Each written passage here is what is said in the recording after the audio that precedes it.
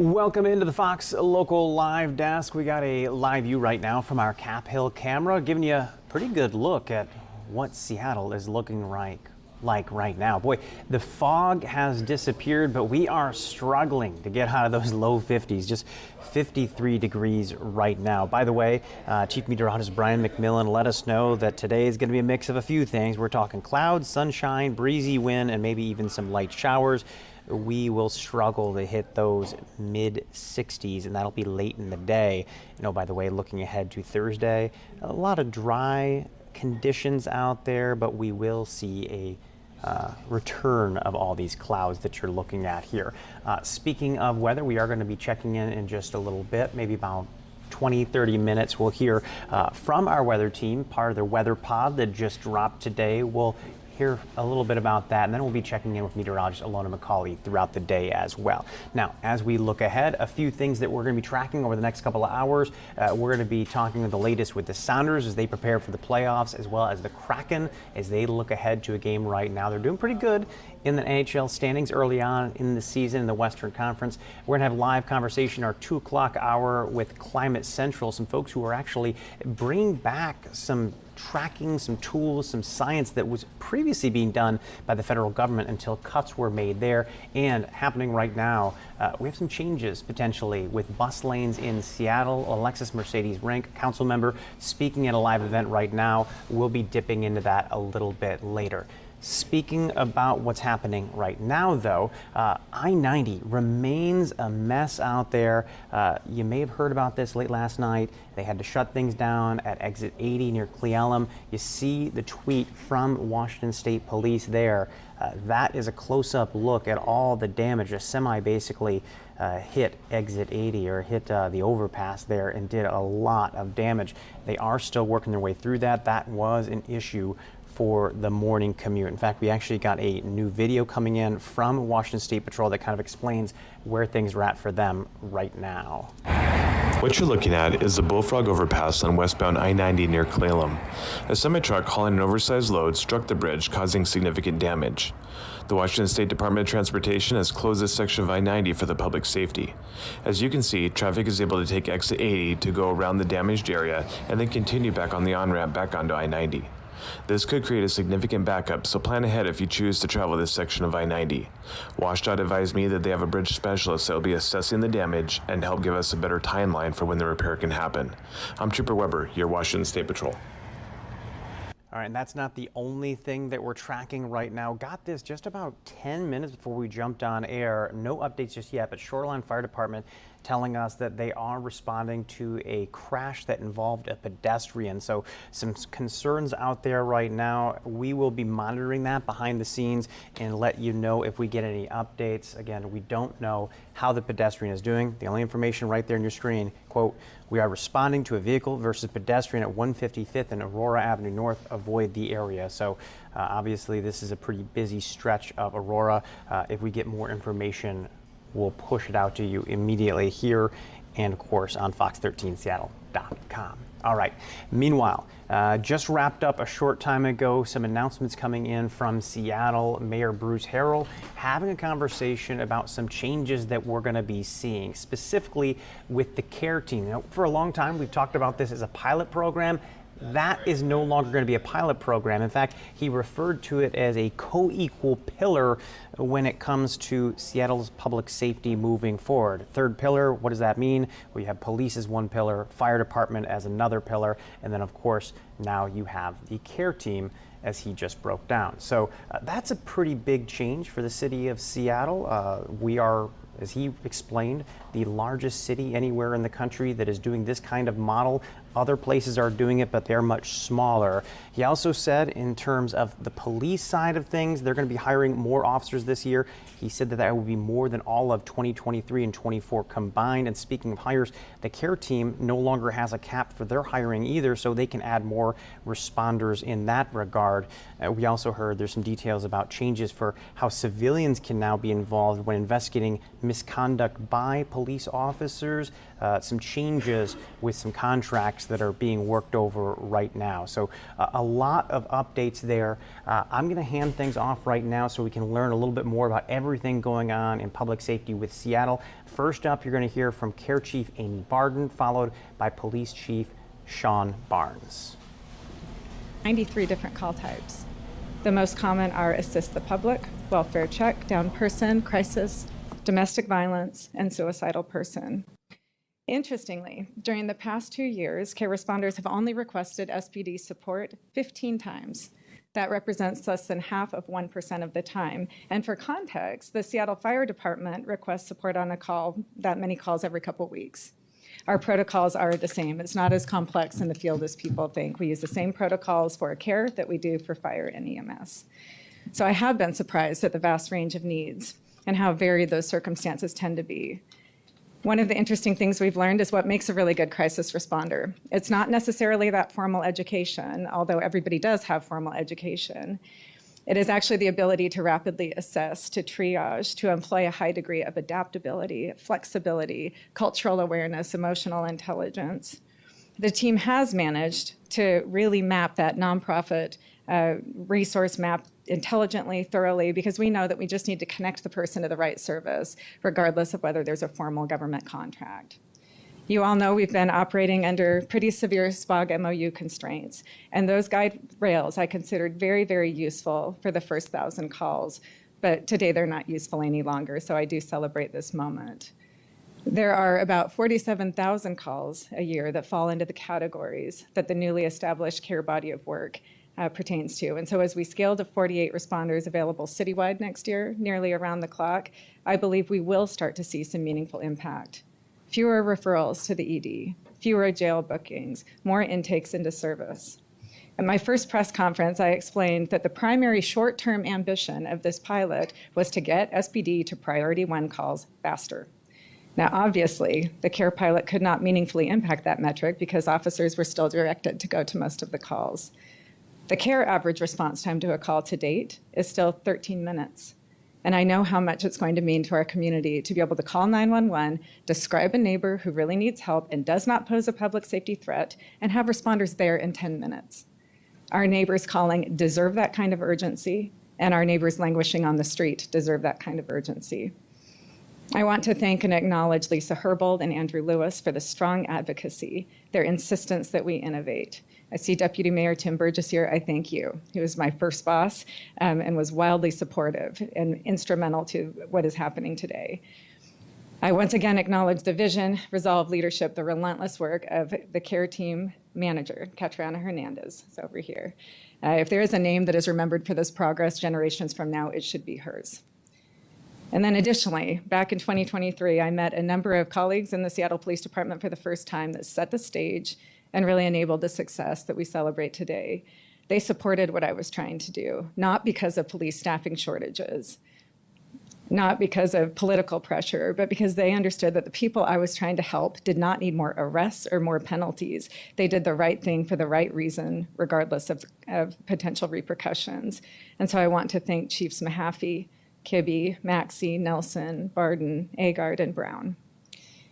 And then also for a time, I nearly doubled the workload of Dr. Rebecca Boatwright and Dr. Lauren Atherley in SPD, who helped us to establish the policies, the protocols, and provided access to the crucial crisis data that really helped us to frame up the pilot to begin with. Today, I think still Lieutenant Gohagan, Sergeants Wicker and Sullivan, Zian Drignas and the CRT team, and then John Ehrenfeld with Mobile Integrated Health Team. So it is strange how life can prepare us to meet certain moments.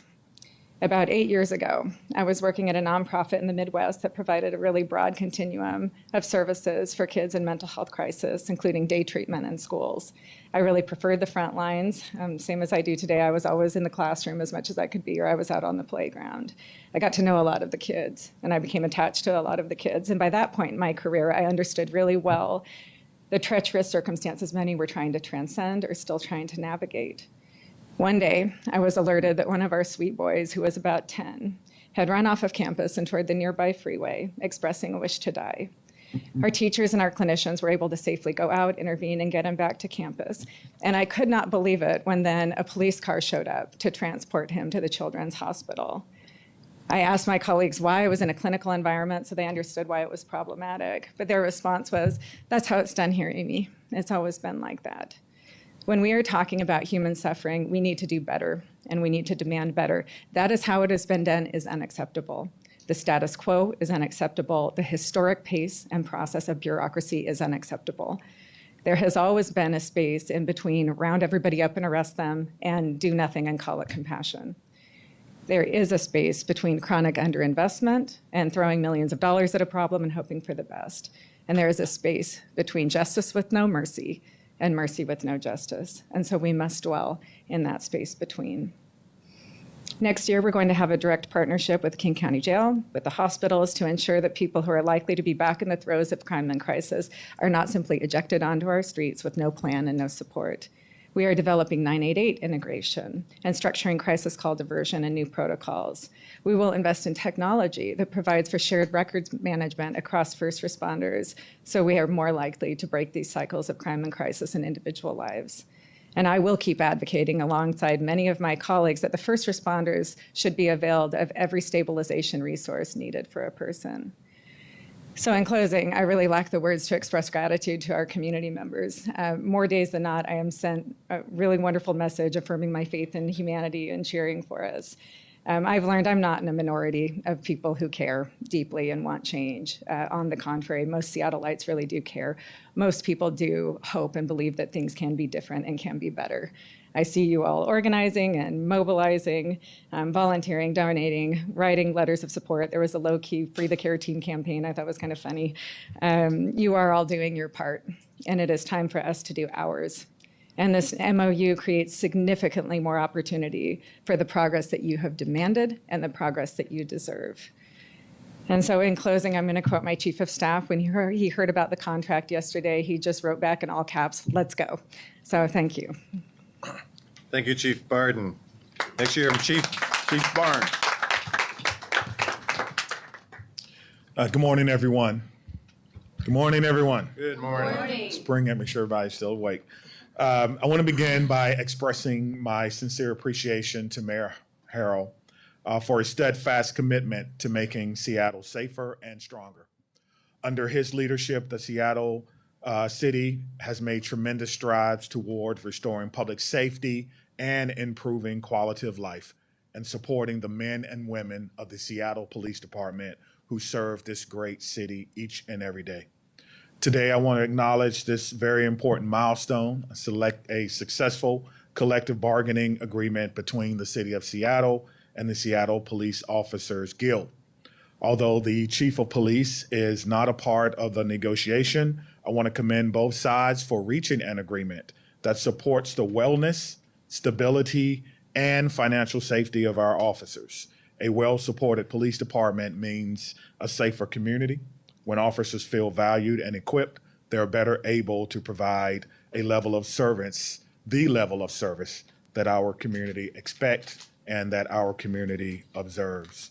The major points have already been highlighted. I just wanted to say that I definitely support all of the major highlights, including the expansion of the care team. As some of you know, I came to Seattle from Madison. We had a fully supported and staffed care team with the ability to do solo dispatch. So that's not anything new to me, and we certainly support that.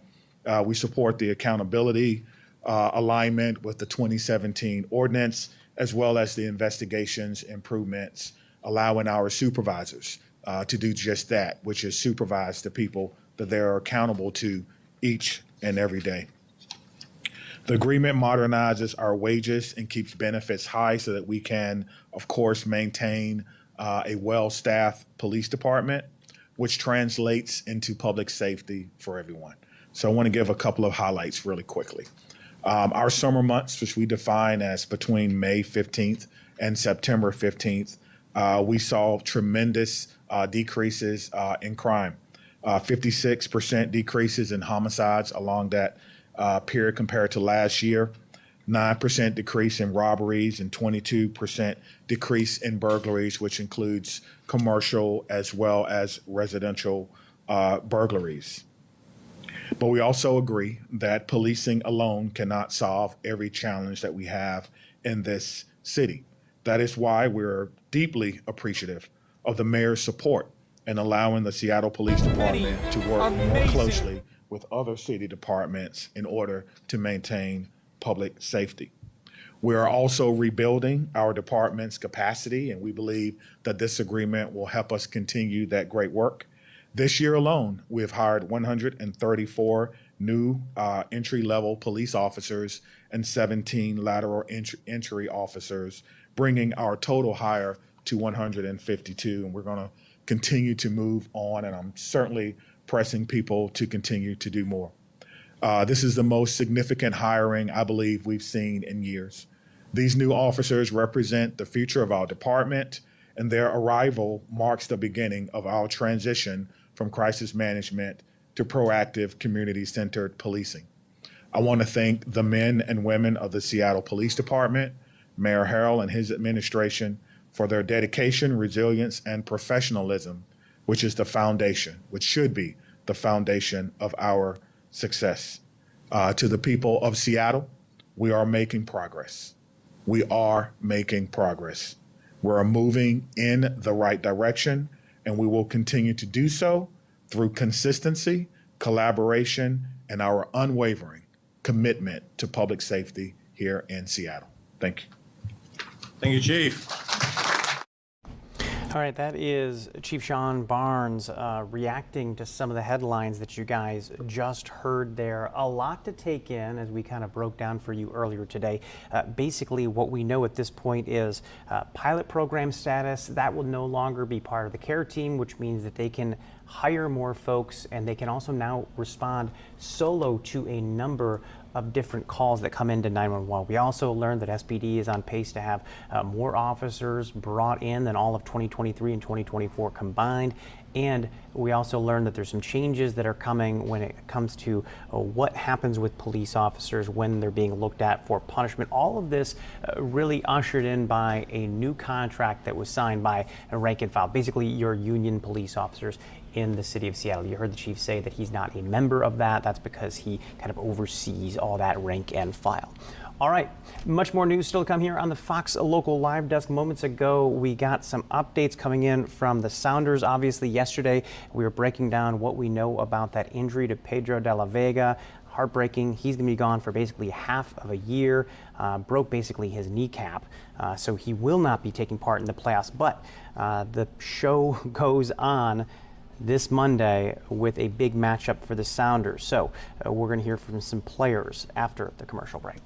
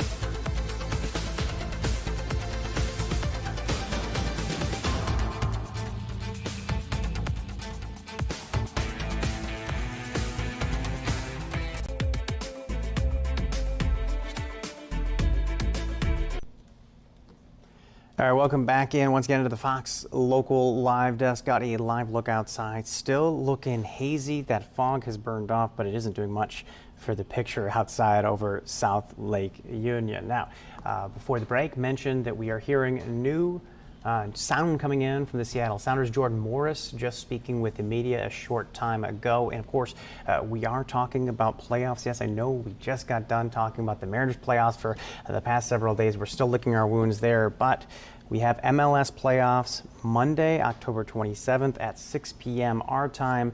Seattle will be taking on Minnesota away from home.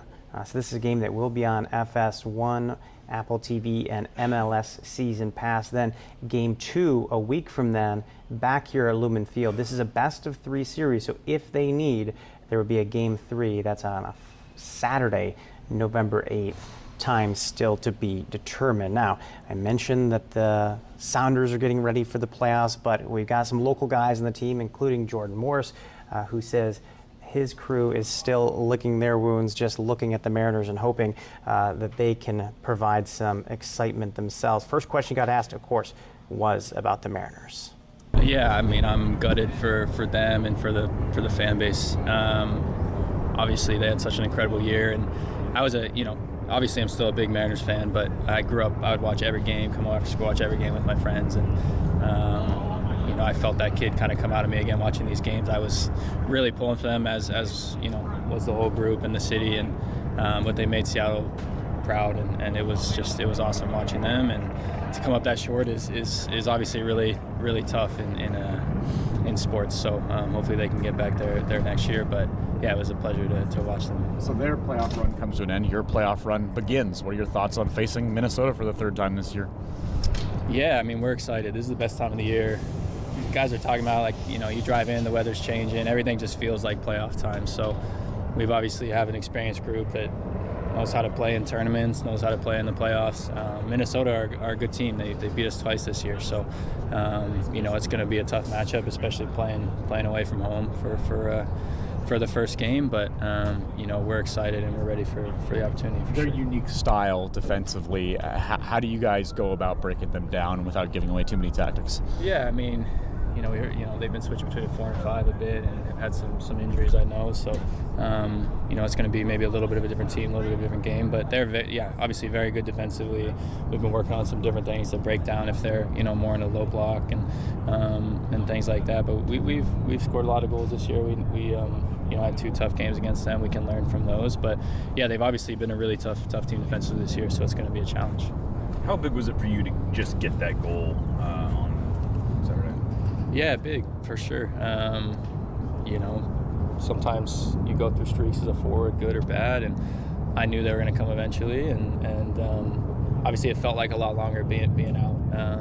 It had been a few games since I came back for sure, but just my last goal was in July maybe, so it just feels longer when you haven't played, you've been out for a while, and then you come back and it takes a couple games. But I'm definitely starting to feel more back to myself, feel more confident. Getting that goal gives you a lot of confidence as a forward, as an attacking player, and heading into playoffs, it was important for me, but important for the group to win a game like that on the road, where we have to come back at the end. I think we could have been up a couple goals, but come back at the end and win after giving up a tough goal. So all those are learning experiences heading into these big games. This is the most goals that you guys have scored since 2014. Second most ever for the Sounders. How does it change the mentality when you kind of go into a game knowing we're probably going to be able to get at least a goal or 2? Yeah, it's huge, and then defensively we're playing well. So if our mindset on the road obviously is to try to bring home a shutout, and then you're scoring a bunch of goals, you're gonna have good results. So I think there were points of the year last year where we weren't scoring as many goals, and maybe that was in our heads a little bit. But coming into the playoffs, guys are full of confidence. We know we've had a bunch of different goal scorers this year as well, and so whoever steps on the field, I think that's really important. We can kind of score from a lot of different areas. So yeah, it definitely gives us confidence heading into a game, especially against a team that has been so good defensively. What is it about this system that maybe creates that much volume and that many opportunities even before your goal? It seemed like you had been getting on the ball, the right positions. What is it about the way the team is playing that kind of gives you that opportunity? Yeah, I mean, you add some players this year. Obviously, having a guy like Jesus in the pocket, as well as someone like Albert, having two playmakers like that can make the game for us is been super important. Then you have, not Danny and JP had an incredible game, but Obed and Christian that can make the game from behind. All of our wingers that are dangerous. But I think just adding those pieces that we've added this year, having guys through the middle that can make the game, and we've worked so much tactically on being in the right spots, and if you're in the right spot, you're helping your teammates because it opens up space for them. So we've worked really hard on that. The coach has done a great job on that tactically this year, just having everyone in the right spots, and you see the the outcome that it brings on the field. All right, that was Jordan Morris speaking. Big game coming up Monday. They still have a few more days of practice. They can get things set up and prepared before they hit the road, taking on Minnesota United. Again, this is going to be a best-of-3 series.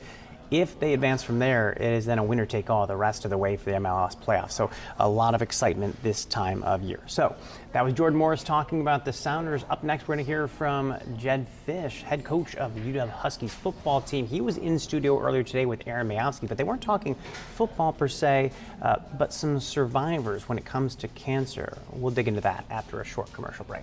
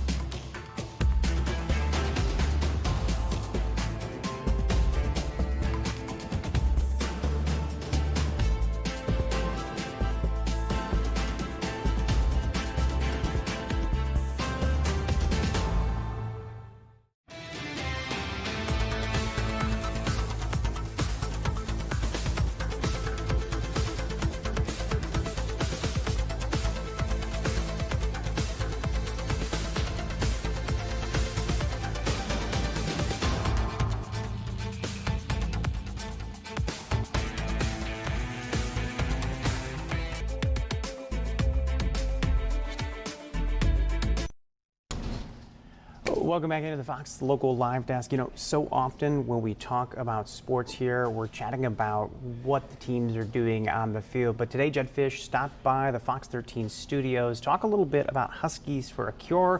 Let's hand it off to an interview done by Fox 13's Aaron Mayowski. The University of Washington is dedicating this Saturday to Huskies for a Cure, which celebrates the strength and courage of cancer survivors like Huskies goalkeeper Mia Hammett, while honoring the dedication of healthcare professionals working toward a cure. Two of the UW's best are here to talk about Saturday's football game and the progress we've made in the fight against cancer. Welcome to the studio, Nicole Van Dyke, women's head soccer coach, and Jed Fish, the head football coach of UW. Thank you both for being here and touching on this subject. So, Nicole, you're coming off a big win this weekend in the Big Ten. You managed to clinch and get the title there, and one of your biggest supporters probably Mia Hammett. And tell us about the connection she has and why she couldn't be on the field for that big game.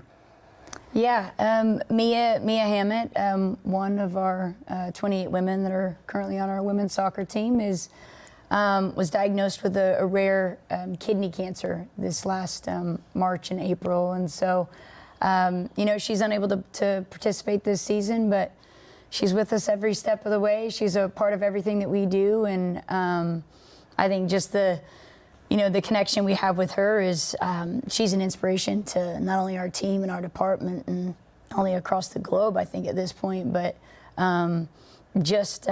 she's a part of us and we're a part of her, and we're going to continue to pour into her as we do to the rest of the season. Yeah, and the UW really is a community. Coach Fish, I know that you've had a few passings with cancer. Your dad and your brother recently. Tell us how important this is for Husky Nation to be involved in the Huskies for a Cure. Yeah, I think it's so special that our team is able to support Huskies for a Cure. Our team's able to support Mia or other people that their families have been affected by cancer, or the fact that the stadium is going to be really focused in on Huskies for a Cure on Saturday in our game against Illinois. But cancer affects everybody. The first day of spring practice a year ago, my brother passed away of head and neck cancer. You know, when I was coaching in the playoffs a dozen or so years ago, my father passed away of multiple myeloma. So the idea of just being able to get more and more people to rally behind supporting cancer is really important. And to bring the awareness, and you never think it's going to touch you, right? And then it hits so close to home. Husky Nation does a really good job at taking care of their own and spreading the word. Coach Van Dyke, I know this weekend's going to be special because Mia gets to sound the horn or the siren at the game before. What does that mean to her especially, just to still be a part of this organization when she is just in the fight of her life? Yeah, I think just, you know, even on behalf of Mia, I think that everything that she's currently doing, or all the support that she's receiving within the team across the department, it's always like it's the first, and she's so appreciative of it. And so for her to be on the field and just in the community that she loves so much, that she's a part of, it's going to be an amazing opportunity for her, and we're so happy for her, and we just continue to celebrate her. And you know, you're in the fight of your life. Huskies for the Cure brings everything full circle and brings it to the field. It's not, we're not suppressing it and stuffing it down. And I know it must be hard for you. It's still just so fresh with your brother being gone. What is the awareness out there when you get this message, not only to Husky Nation, but to our community here in the Emerald City and the support that you've seen in Seattle? Yeah, I just think it's so, it makes you feel so good about being in Seattle. And at the University of Washington, our athletic department has made it such a priority to really try to help with continuing to help with raising money for cancer research and for helping at the university level. We are such an incredible institution that there's such opportunities for us to help be part of the cure. But I just think it's great that our players can help advocate for cancer patients and for people that they've lost, and also just that our whole community can rally behind the university, and hopefully that University of Washington comes up with the cure. Yeah, for sure, and comes up with a win this weekend. How important is that? You're playing Illinois. You've had, you know, Michigan, and that was a tough one, but you bounce back this weekend? Yeah, well, we're sitting here at 5-2, and this is a big one for our team and for our program to go get to 6-2 before the bye. Yeah, for sure. And Coach Van Dyke, you have Oregon coming up this weekend, and you've already got the Big Ten championship there. That hasn't been done in how long? I believe it's been 25 years. 25 years. All right. Well, congratulations to that. We are looking forward to hearing more about Huskies for the Cure as it comes up in this big football and soccer weekend. We just thank you guys for supporting it and being out there in the community. All right, that was UW and their work looking for a cure for cancer. Obviously, sports teams getting involved. You heard that personal backstory for the soccer team specifically. All right, much more to come here on the Fox Local Live Desk. After the break, we're going to jump back and talk a little bit about this situation at I-90. We showed you those pictures out near Cle Elum where an overpass was hit by a semi late last night. It is still causing an issue today. We're now hearing from Governor Bob Ferguson. More on that when we come back.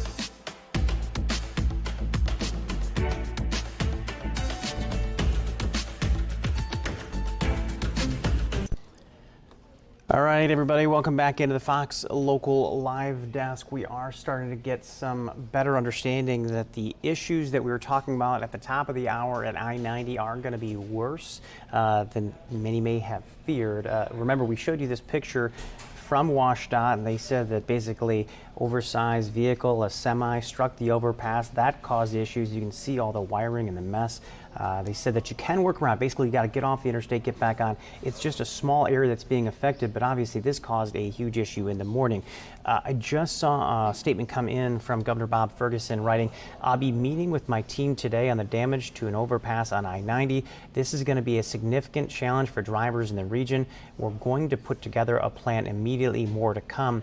Remember, it wasn't that long ago that we actually were hearing about similar issues with that White River Bridge. Remember, Bob Ferguson talked about like they needed to change how they work with some of this stuff so they can get money to these targeted areas when they're a big issue for lots of people simultaneously, so they can speed up these repair projects. Maybe they're going to get put to the test even earlier. We'll have to see what kind of strategy comes out, but something we'll be monitoring throughout the day. So that is just one story. I also mentioned earlier today an issue over in Shoreline. This was 155th in Aurora. We just got word that everything is going to be okay with that situation. If you weren't with us earlier, we mentioned that there was a pedestrian that was hit by a vehicle out there in Shoreline. Fire crews were rushing people over there. Last check, doesn't sound like anybody even needed to be transported. So some good news, no one injured in that, or at least if they were injured, not badly enough that they wanted to go to the hospital via ambulance. So moving forward, typically this time we'd be hearing from meteorologist Alona McCauley. She'll be back next hour, but we wanted to dip into our weather podcast. Chief Meteorologist Brian McMillan and Adam Gerke chatting a little bit about what our headlines look like right now. A reminder, this is a podcast that you can view anywhere where you hear your podcast, but you can also check it out on the Fox Local app or on our YouTube page.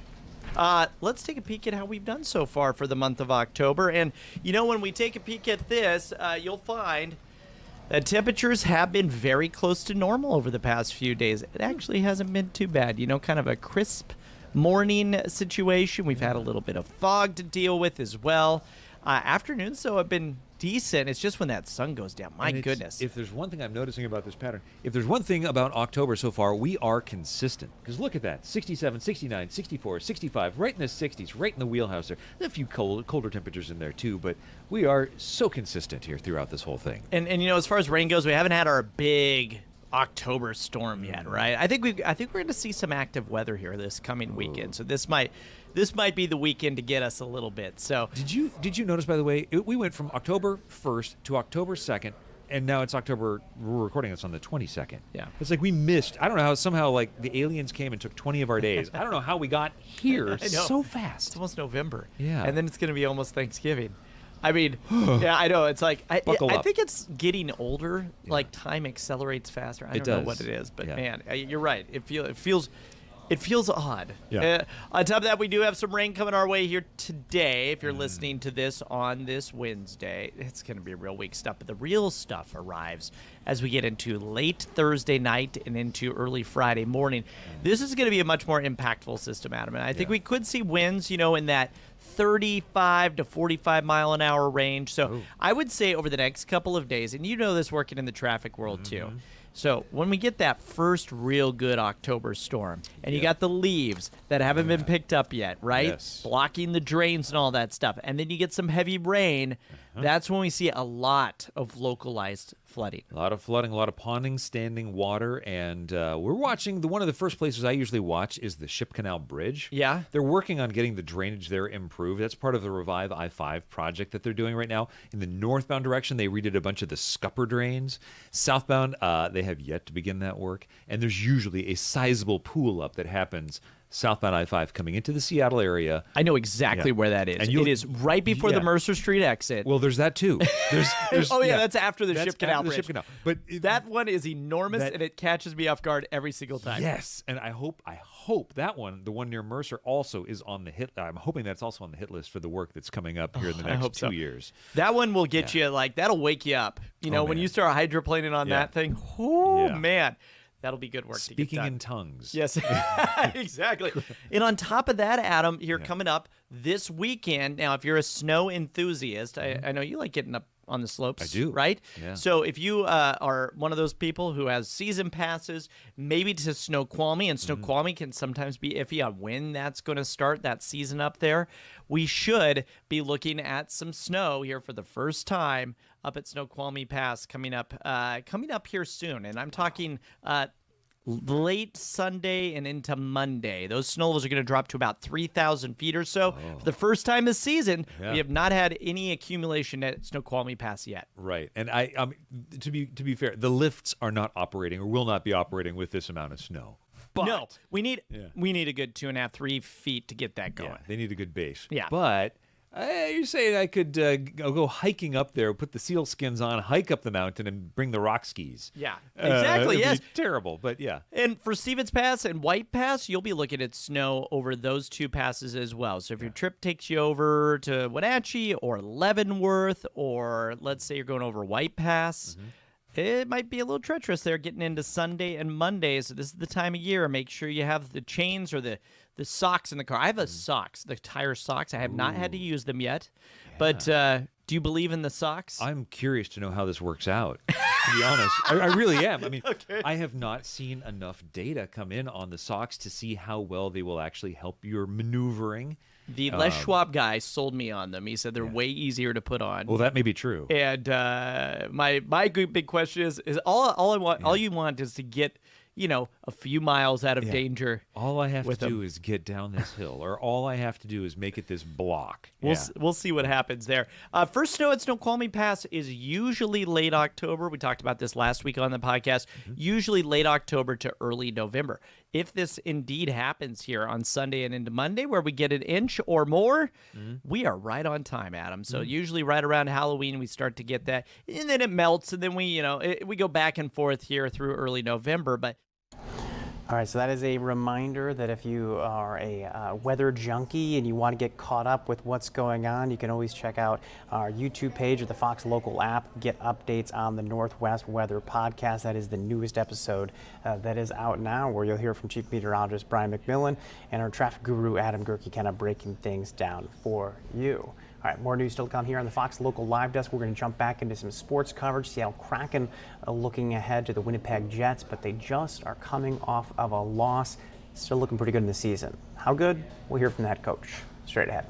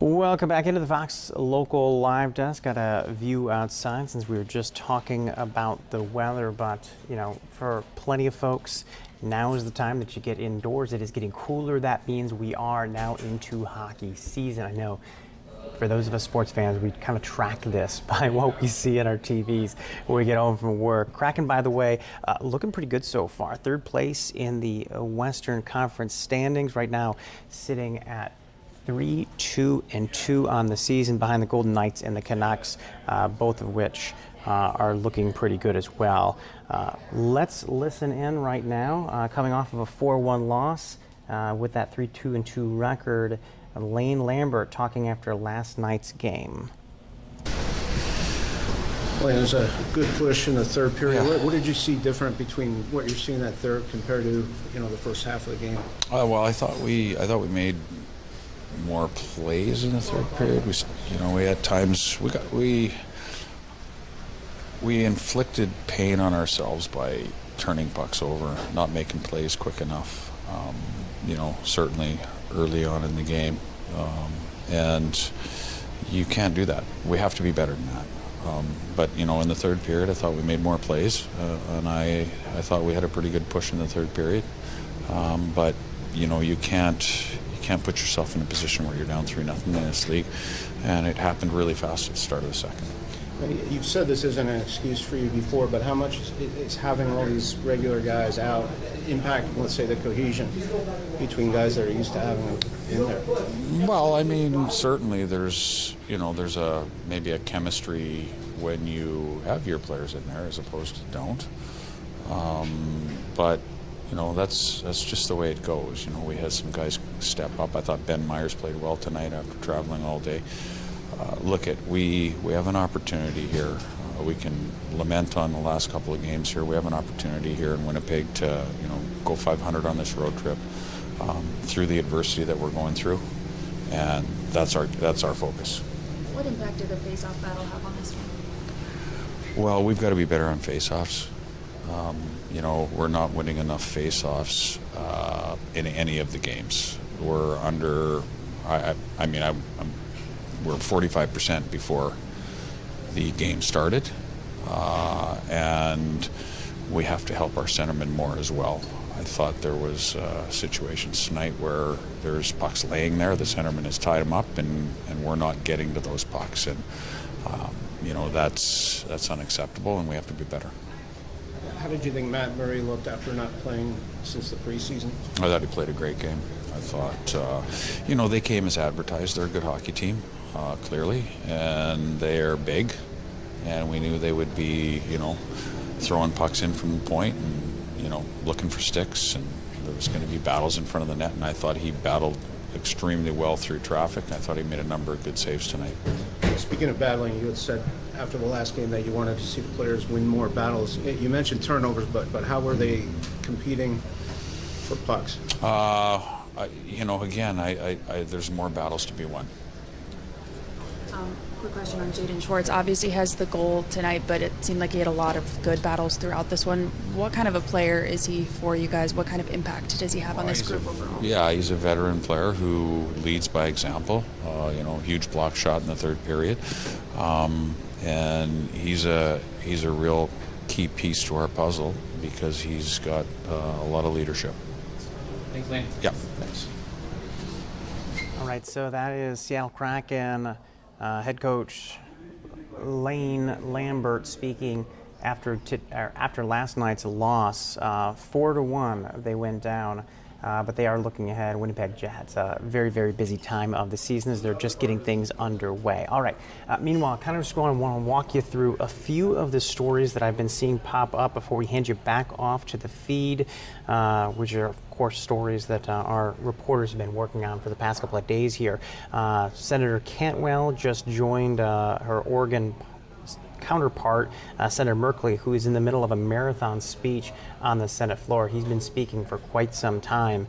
This is all of them trying to draw attention to the government shutdown, which, by the way, we are in day 22.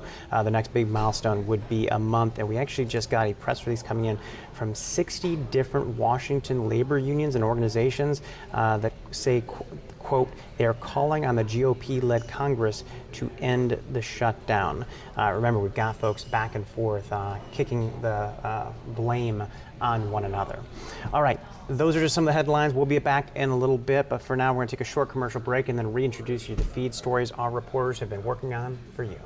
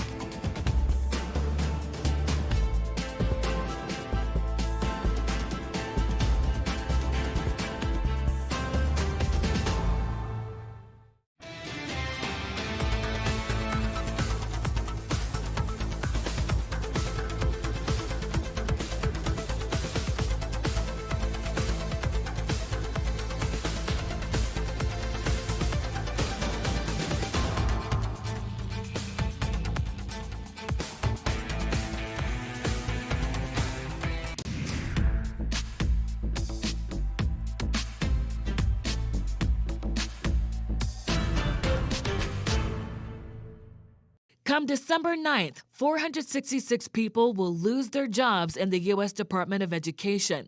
The agency already took a big hit when the Trump administration reduced nearly half of its workforce back in March. And right now, your state is the one that's going to protect those civil rights because it looks like the federal administration is trying to back away from that. Chris Rakedahl, Washington State Superintendent, says part of the Education Department is the Office of Special Education Programs. It's responsible for safeguarding the civil rights of students with disabilities.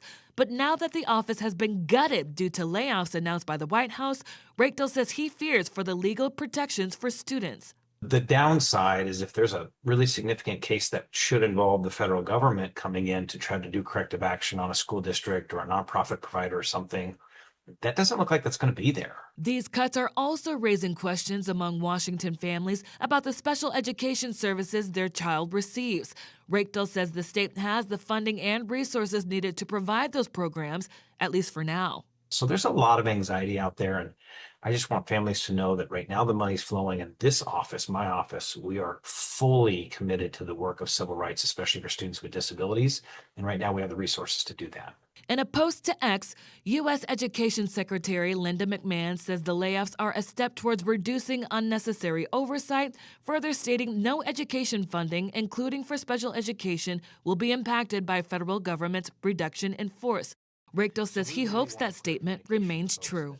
There's no imminent danger right now to the money, but like keep that on the horizon. That could be a risk coming. We're going to continue to ask our legislators to don't lose any ground on your investments in sports for students with disabilities. Frankie Thompson, Fox 13 News. Everything, but I mean, this team did accomplish so much and gave that city something they hadn't seen in so long. Is that something you can take stock in? You know, it may be tough in the moment, but yeah, obviously it's tough. You know, today our dream to go in the World Series ended today, but we got to keep our head up. You know, we have to feel proud of everything we did this year, especially. Everything that we bring to our city, Seattle. I feel so good with this special group. It's been awesome for me and be part of this organization for a second time in my career. This time was more special because we came far and we did our best. We have to feel proud.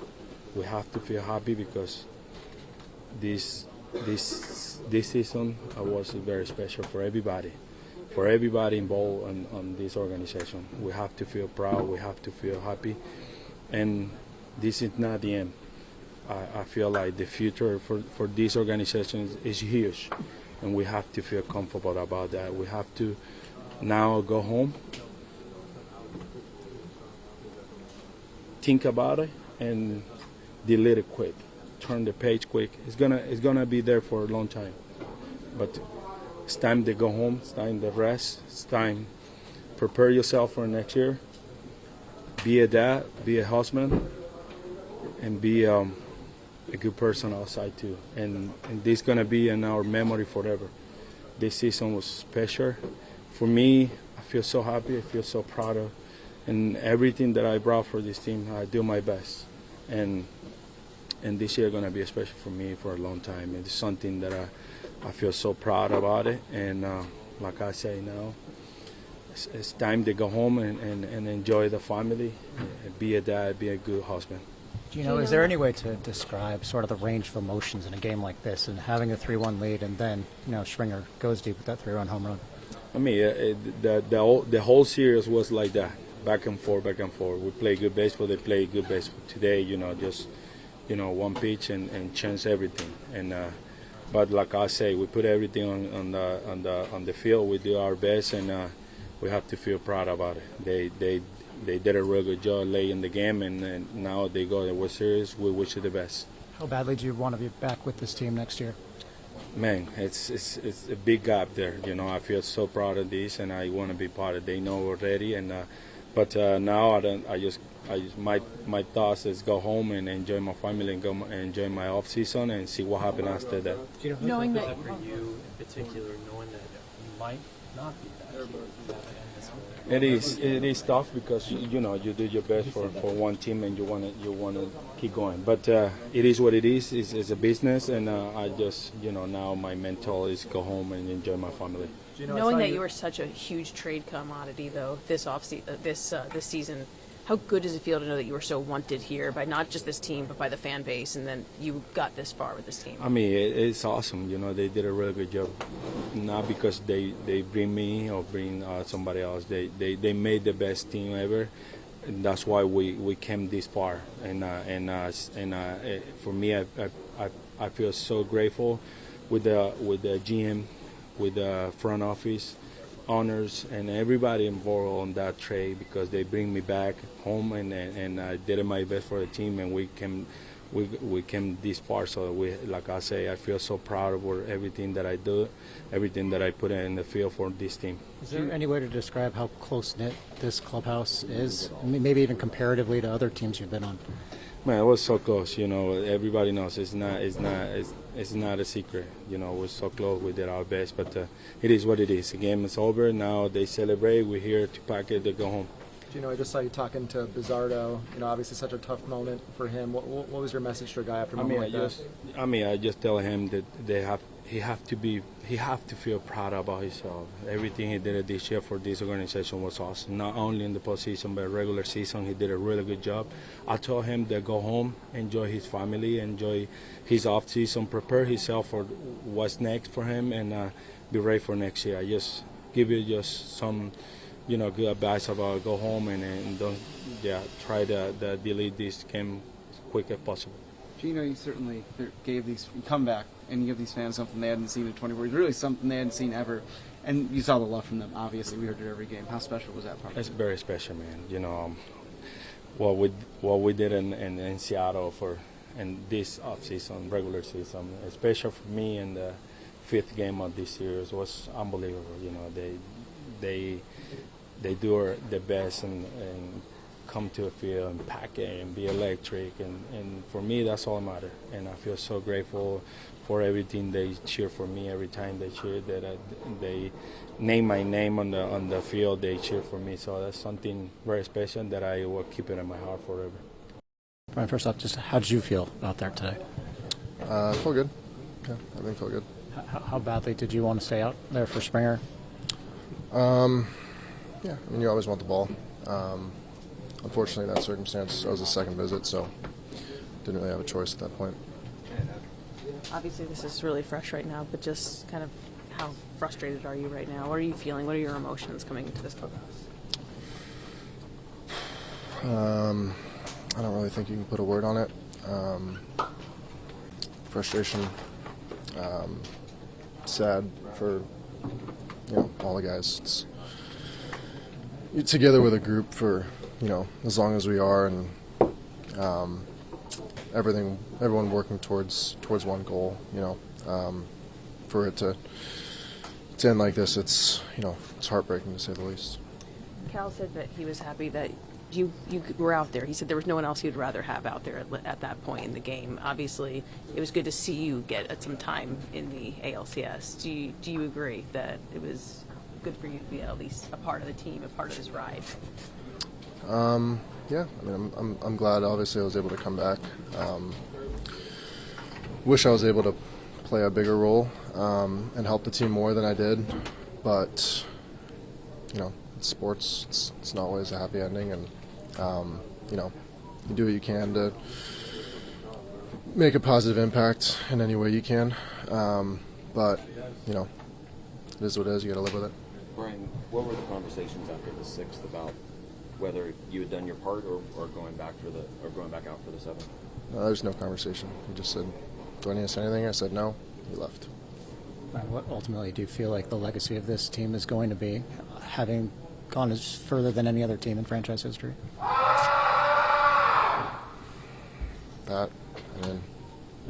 Legacy is no one's really satisfied or happy with this, I think. Thanks, guys.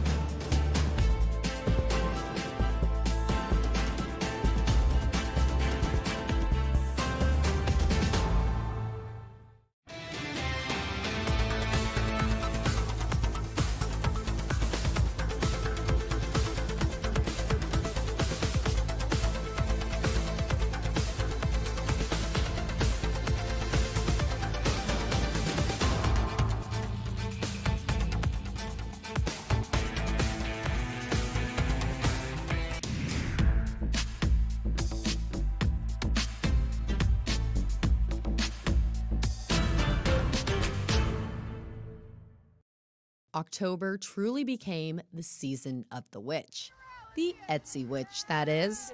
One desperate fan spent $16 online to cast a spell. Can you help my team be good again and maybe get to the World Series? That'd be my lifelong dream. I kind of just got a message that was like, okay, like a witchy voice is how I read it. It was like, dearest, I went through the spell. It was a beautiful ceremony, and everything worked to perfection. And then they just started kicking, taking names. And with the wave of a wand and the swing of a bat, we took the AL West and thus began growing out our postseason mustaches. Even the littlest of fans. We rallied together. 15 nail-biting innings we spent on our feet, glued to our screens, before the celebration of a lifetime. That do-or-die night, we also witnessed the ascension of Humpy. The Mariners, they need a spark! And then his subsequent victory tour, raising a flag atop the Space Needle. Since the first one, it's been Humpy from the jump, man. Strutting from City Hall through Occidental down to Soto. Husky marching band in tow. I, Bruce-Harrell, Mayor of Seattle, do hereby proclaim October 16th to be Humpy Day! Yeah, we caused a commotion so loud, in fact, that it registered on seismometers. I feel like you could hear a pin drop at moments, and then, it was seismic when that Grand Slam was hit. It was so awesome to be there. And out of that so-called dump quake rose an unlikely hero, who, by the changing of his Dump Here shirt, amassed a fan base himself. I still can't believe what happened, and I don't think the probability is even possible, but here we are. And for the conspiracy theorists online, let's set the record straight. Are you a time traveler? Well, I'm not going to give any yes or no to that question because I'm going to get people mad at me either way. So. There we go. We cheered, we cried, we put shoes on our heads. About that Soto Mojo play. Yeah! We reminisced on seasons gone by, ultimately reaching the most legendary game in franchise history. The Mariners' run rose in a crescendo of faith and of frenzy, reminding Seattle what it feels like to believe again. Let's go, man! Reporting for the Fox Local Live Desk, I'm Lauren Donovan. A nice trip gone wrong. We had to get her out of the bathroom with a saw. Washington resident Alyssa Curran was visiting her daughter, who goes to BYU. They stopped at the Starbucks on their way back to the airport. However, panic set in when Curran went to use the restroom and couldn't get out. It was stuck. I just kind of yelled. I was like, Callie, can you try and do the code? And that didn't work. Curran says there appeared to be no keyhole from the outside of the restroom and that the code to get in wasn't working. A locksmith came to try to get her out, but after 45 minutes, she wanted the fire department to step in. They're yelling at me like, stand away from the door, stand in the corner, because you can see from the video there's plenty of sparks. It was super loud. Fire officials are stressing the importance of going into any public space with a phone. Call 911. Call 911 and try and stay calm. We'll get there and we'll get you out as quick as we can. Curran says having the phone helped her through the process. And I asked my daughter to FaceTime with me so I could kind of see what was happening on the outside, and that really helped because the door was so thick you couldn't hear. Curran says she wants to see changes made so this doesn't happen to someone else in an emergency. If it was a kid in there, if I was diabetic and I was, needed some food, there was no way to get me food. Porter says there are things parents should keep in mind. It's good to just accompany our children into those types of places, into a public restroom and whatnot, make sure that they don't get disoriented or trapped. We reached out to Starbucks to ask if any changes have been made since the incident. They told us they received our request and are looking into it. Every single time I go into an area, I will look at the lock to see if there's a keyhole to, for somebody to be able to come out.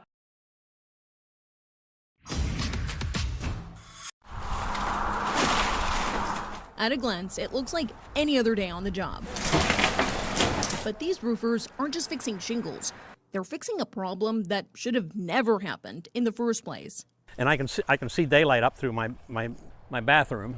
83-year-old Richard Lansner, a Navy veteran, was left with extensive roof damage after scammers tore it open, claiming he had a structural problem that would cost him $10,000. They disappeared when he didn't pay up. Catastrophic. Vandalism. Malicious vandalism. Because there's no dialing this back. A few weeks later, a new team showed up.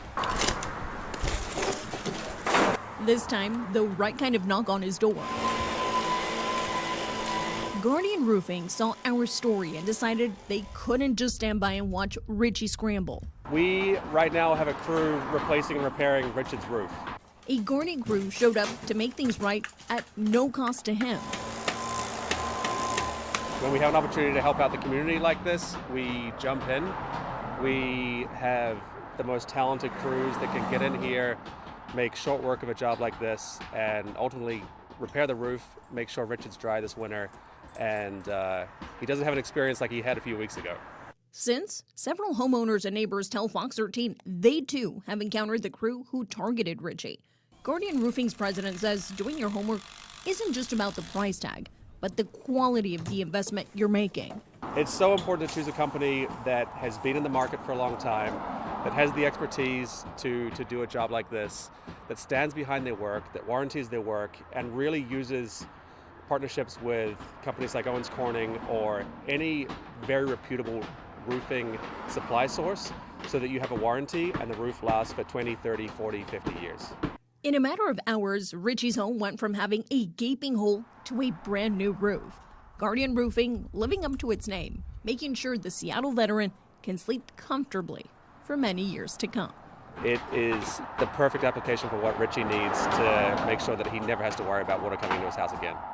Alejandra Guzman, Fox 13 News.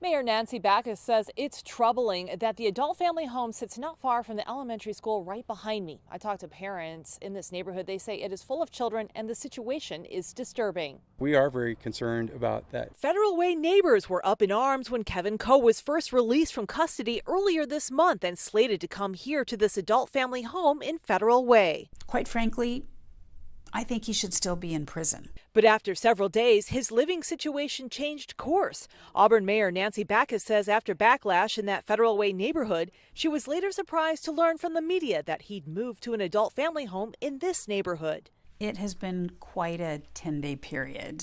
When Auburn police went to talk to him, he came to the door to talk to our detectives.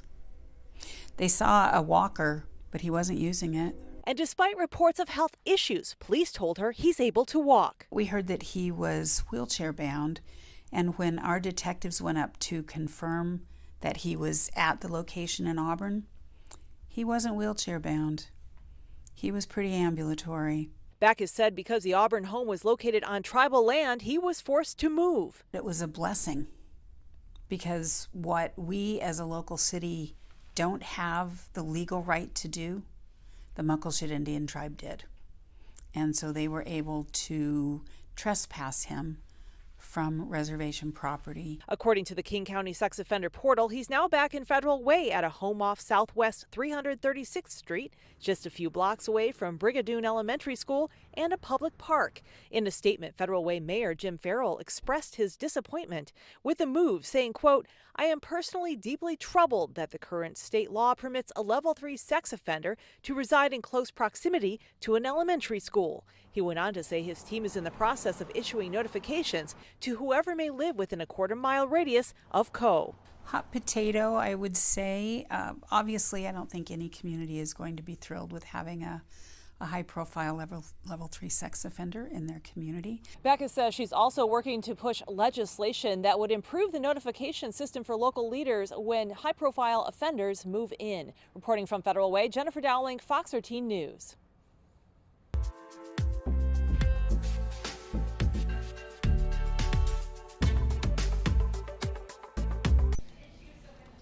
Welcome back into the Fox Local Live Desk. I'm Matthew Smith. You got a live look out at South Lake Union. By the way, we did start to see some of that fog burn off. As take a look from our Capitol Hill camera, things are starting to look a lot better. But what we're talking about next is some of those worst days, talking about natural disasters. We have been tracking, and I say we really as a country, billion-dollar disasters for quite some time, but that research to do so was recently cut by NOAA, and we got a big announcement today from the folks over at Climate Central. Wanted to welcome in Jen Brady, who's talking with me a little bit about what this announcement is and what it means for everyone. Nice to join you today. Yeah, we were big users of this data from NOAA. We were big fans, and so we were sad to see it go away. We'd worked with them a lot, and we found out that Adam, who led this work, Adam Smith, was happy to do it somewhere else. And so we immediately jumped on that opportunity. And now Adam has brought his methodologies, brought his expertise into Climate Central, and we're working with him with continuing this database. Well, tell me a little bit about why it's so important to have this data, because I know folks see these incidents, they see these huge natural disasters, but what does tracking them do? Why is it so important to you all? Well, one thing we know about climate change, above all else, is that it's going to make extremes more extreme. And so this is really a database of those extremes. And we know maybe there won't be more hurricanes, but there'll be bigger hurricanes, stronger hurricanes. And this is what this is really zeroing in on. It also shows you where, because we're talking about dollar signs here, it's telling you where people are, where the disasters are happening, which is really important to remember as we move forward, because that is going to be very consequential for people if they're losing their homes, if they're losing their livelihood. So there's a lot of important elements moving together in this database. Well, and when you guys take this on, how big of a challenge is that for you all? Like, I'm looking at the graphics on our screen of just the 2025. I imagine a lot of work goes into this, Jen.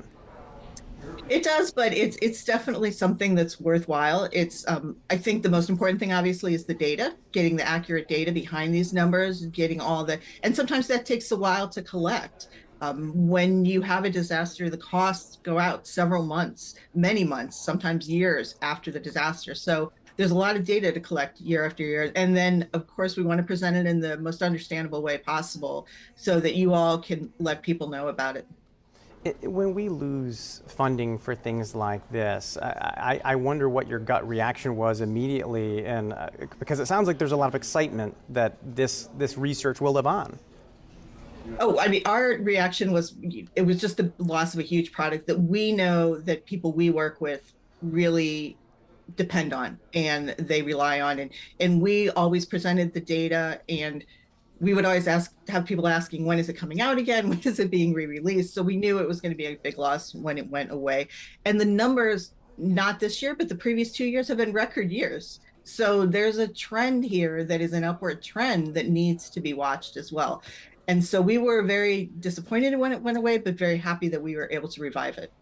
And what does this work look like moving forward? How do you guys I guess, get enough folks to be able to do this work? 'Cause I can't imagine, I know you brought in researchers that were already doing that work for NOAA, but I can't imagine that this is more than a single person's workload. Yeah, well, we're hoping to really merge, since we're a climate change organization, we work with data, we work with a lot of NOAA data. We're hoping to merge our expertise and really help enrich the product. I know Adam has always wanted to maybe focus on different levels of disasters, not just the $1 million disaster, different scales, and the geographical scale. So we're hoping, we're not quite sure yet, this has really only been a few months, but we're hoping we can add some additional layers to the product as well that can give people a little more to maybe localize it and make it personal to them. You know, it's really easy for folks when we're talking about these large projects to not understand how it affects them. If you had a chance for somebody who's just kind of like, well, we see cuts, we see things change time to time, what would you want them to know about why this matters to them, potentially on an individual level? One thing interesting to me always, I'm originally from the Midwest, and often it's called a climate haven. And then you look at this map and you realize, wow, there's so many disasters in the middle of the country. And so I think there's information conveyed here. You think of hurricanes, maybe you think of the LA fires, which are devastating, but a lot of the disasters this year were in the middle of the country and they were large storms. And so I think this adds a perspective sometimes and a layer that we don't often think about, because some of these events don't get the coverage that other events do. And so if we can add that information, it's really helpful to people understanding the risks that we're facing right now. Well, and I'm looking at the map that you all have put out, and you're right, it looks like with the exception of the LA wildfires, so much of that just concentrated either in the South or the Midwest. And you know, I think of $1 billion disasters, and my mind immediately went to hurricanes, as you Right. mentioned, and I was a little surprised to see how this plays out, because yeah, you mentioned that's the area where you think you're going to be the safest. Right, but things like hailstorms are incredibly expensive, incredibly destructive. And so a lot of those are hailstorms. We're seeing more of these high wind storms as well that are ripping roofs off of homes. So those are what we're having through the middle of the country. It's unusual that there's not hurricanes on the map. There's usually at least 1 or 2 hurricanes on the map by now. There's usually more wildfires on the map by this time too. So it's a little unusual, but that's also the nature of weather. You never know from year to year what's going to happen. And so it's not as if we'll never have hurricanes on the map again. There will be $1 billion hurricanes in the future. It's just the weather's going to differ every year. Heat waves show up sometimes too, can be very destructive. So. Well, and it kind of blew me away too, because I think so much there's been focused about talking about insurance rates skyrocketing because of hurricanes, and that map that we were just looking at does scare me a little bit as a homeowner when you realize, wow, like this may not just be a hurricane problem, it could be any type of natural disaster that really upends not just the locations that we feel safe, but also the cost to live in those areas. Right. A big one is flooding. A lot of people, and that's really hitting everyone across the country. And that comes with hurricanes, obviously, but it also comes with heavy rainstorms. And we're seeing a lot more heavy rainstorms now. And so flooding is a big one and causes large scale losses to homes, to property, and also to things like crops. Your crop fields will be flooded.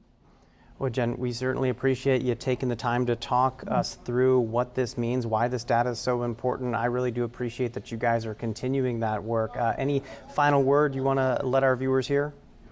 No, I'm just really thankful that people are sharing the product and re-engaging with it, because like I said, we thought it was really important, and we're glad that everyone else is bringing it back to life as well. All right, Jen Brady with Climate Central, thanks so much for taking the time today. All right, still ahead, we are going to be talking, speaking of climate, folks, maybe taking the bus a little bit more. A rally being held with Seattle Council member Alexis Mercedes Rink. That just wrapped up a moment ago. We're going to jump in and hear why they were bringing a bunch of stakeholders together, including unions and folks that live in Seattle, to talk about bus lines in our city. We'll jump into that coming up after the break.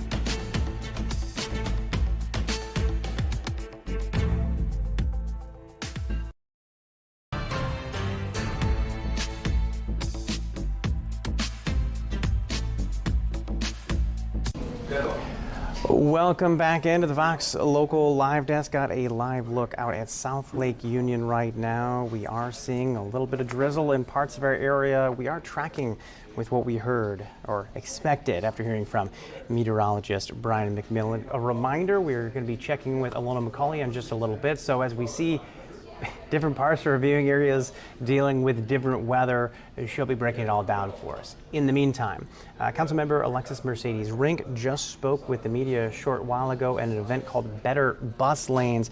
They're really talking about pushing for Aurora Avenue's 24-hour bus lanes to be made permanent, establish pilot bus lanes in a variety of other places, and they push for transit riders and advocates of buses in Seattle to show up. Let's listen in as she was speaking at the dais a short while ago. We're standing here at the Route 2 bus stop, not in a city hall or not in our conference room, because this is where it really matters. This is where transit happens every single day, where real people wait for real buses every single day. And so let's start with the fundamentals. Buses are the backbone of Seattle's transportation system. They connect our neighborhoods, they get people to work and school, they reduce traffic congestion, cut emissions, and they are the most affordable way to get thousands of our neighbors around town. Buses aren't just transportation, they're climate action and community connection. And when our buses work well, our entire city works better.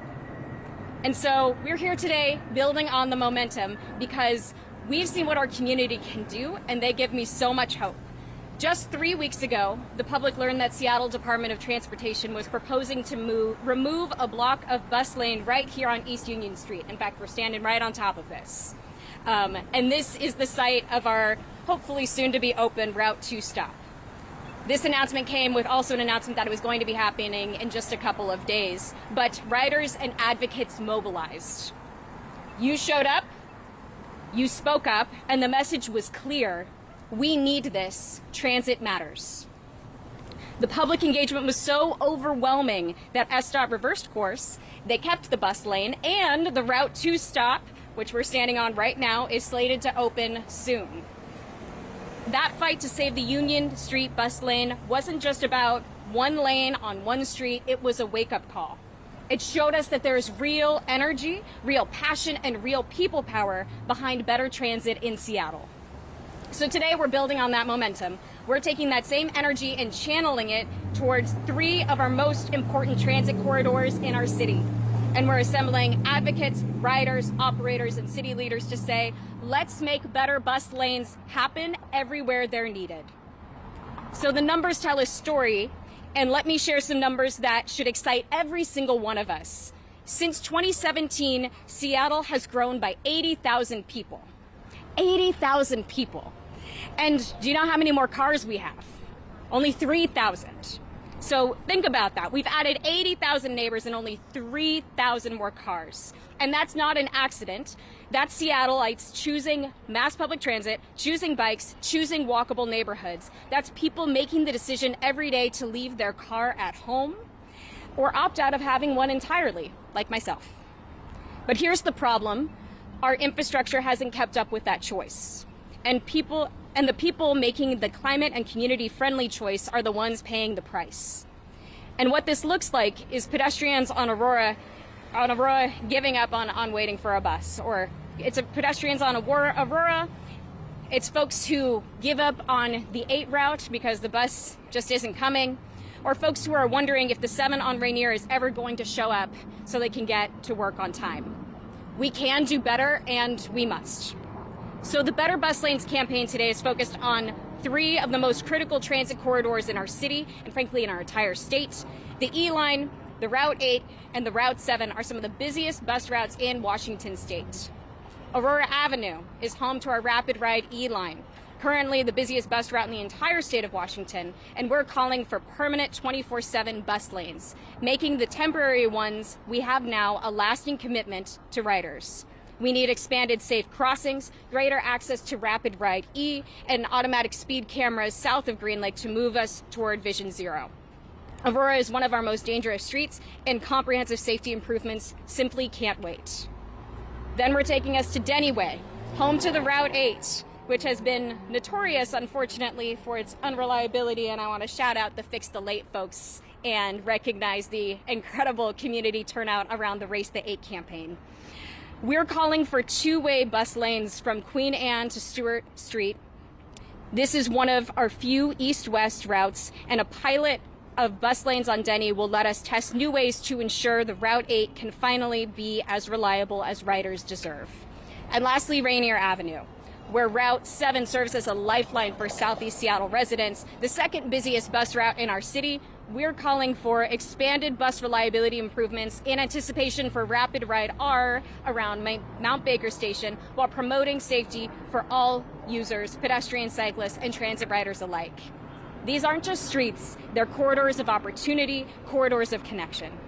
And here's the other exciting part. Improvements to these corridors will help Seattleites get around when we're looking towards the 2026 FIFA World Cup and our Revive I-5 efforts. This is preparing for our city's future. And so, why does this effort matter? We know that better bus lanes actually mean reliability. Transit riders and drivers can know when their buses will show up on time, every time, not sometimes, not when traffic is cooperating, every time on time. It means safety, pedestrians, for cyclists, for operators, for everyone using these streets. Dedicated lanes reduce conflicts and save lives. And more people riding transit means a greater sense of community among riders and a greater bond to take care of one another. And it means climate action. We know that transit is fast and reliable. When transit is fast and reliable, more people choose to use it. More people on buses means fewer cars, cleaner air, and real progress on our climate goals. This is climate action you can see and feel. And so, I want to be clear that this campaign that we're talking about today isn't just about advocacy, it's about action. And today I want to announce that I'm sponsoring 2 statements of legislative intent as a part of our city's budgeting process to help move the Better Bus Lanes campaign forward. First, in the first statement of legislative intent, we are calling on SDOT to provide detailed plans on improvements to our 3 priority corridors. On Denny Way, looking at 2-way bus lanes from Queen Anne Avenue to Stewart Street to dramatically improve Route 8 reliability and timeliness. The Route 8 is a critical crosstown connection, and this pilot and the information we get from SDOT through this statement of legislative intent will help us identify what improvements we can make and how we can make this possible. On Aurora, we're calling for those 24/7 permanent bus lanes and looking at no more temporary measures, making sure that we have improved pedestrian safety crossings and greater access to Rapid Ride E. And lastly, on Rainier, we need to prepare for Rapid Ride R around our Mount Baker Station, ensure Route 7 reliability, and prioritize safety for pedestrians and all vulnerable users. The second statement of legislative intent is on environmental impact tracking. This will be looking at SDOT and the Office of Sustainability and Environment to be measuring the impact of our transportation projects. Are we meeting Seattle's goals for reducing vehicle miles traveled? Are we reducing road source air and noise pollution? Are we addressing health disparities and advancing environmental justice? All right, that is Alexis Mercedes Rink speaking today, talking about moves to improve bus access. All right. While we were listening into her, we also got some breaking news that we are tracking as a newsroom for you right now. I want to put up a tweet that was just sent out moments ago from Seattle Police. They say they're investigating a stabbing in the 500 block of 3rd Avenue. They note medics are on scene treating the victim, the suspect in police custody. More information to follow is what they write there. Here's what we can tell you. We have heard from police that they are investigating a stabbing in that area. Fire crews, medics treated a 34-year-old male victim. We don't have any details on how that person is doing right now. So we have a crew en route, and as they arrive, we'll hope to learn more about the stabbing victim. But again, one of the big pieces of information there, the suspect currently in custody. SPD says more information to follow, and of course, we'll have a crew on the ground. So if we get that information, we'll push it out to you immediately. Meanwhile, we also just saw something big on the national front coming in from Fox News. It reads, the U.S. Treasury Department is imposing new sanctions on major Russian oil companies, quote, as a result of Russia's lack of serious commitment to a peace process to end the war in Ukraine. Remember, there was supposed to be that conversation going on between President Trump and Vladimir Putin in Budapest. That was canceled. We haven't heard a lot as to why that was canceled, but we now know that after months of holding off, the Treasury Secretary has said that Russia's sanctions are coming. We will track, of course, both these stories, both locally here in Seattle with this stabbing over in Pioneer Square and what the fallout will be with these sanctions that were just announced. I know President Trump is taking questions at this hour, so if we hear anything big on that front, we'll hand you off. In the meantime, we're going to be hearing from meteorologist Ilona McCauley in just a little bit about what your weather conditions are looking like outside. We'll see you soon.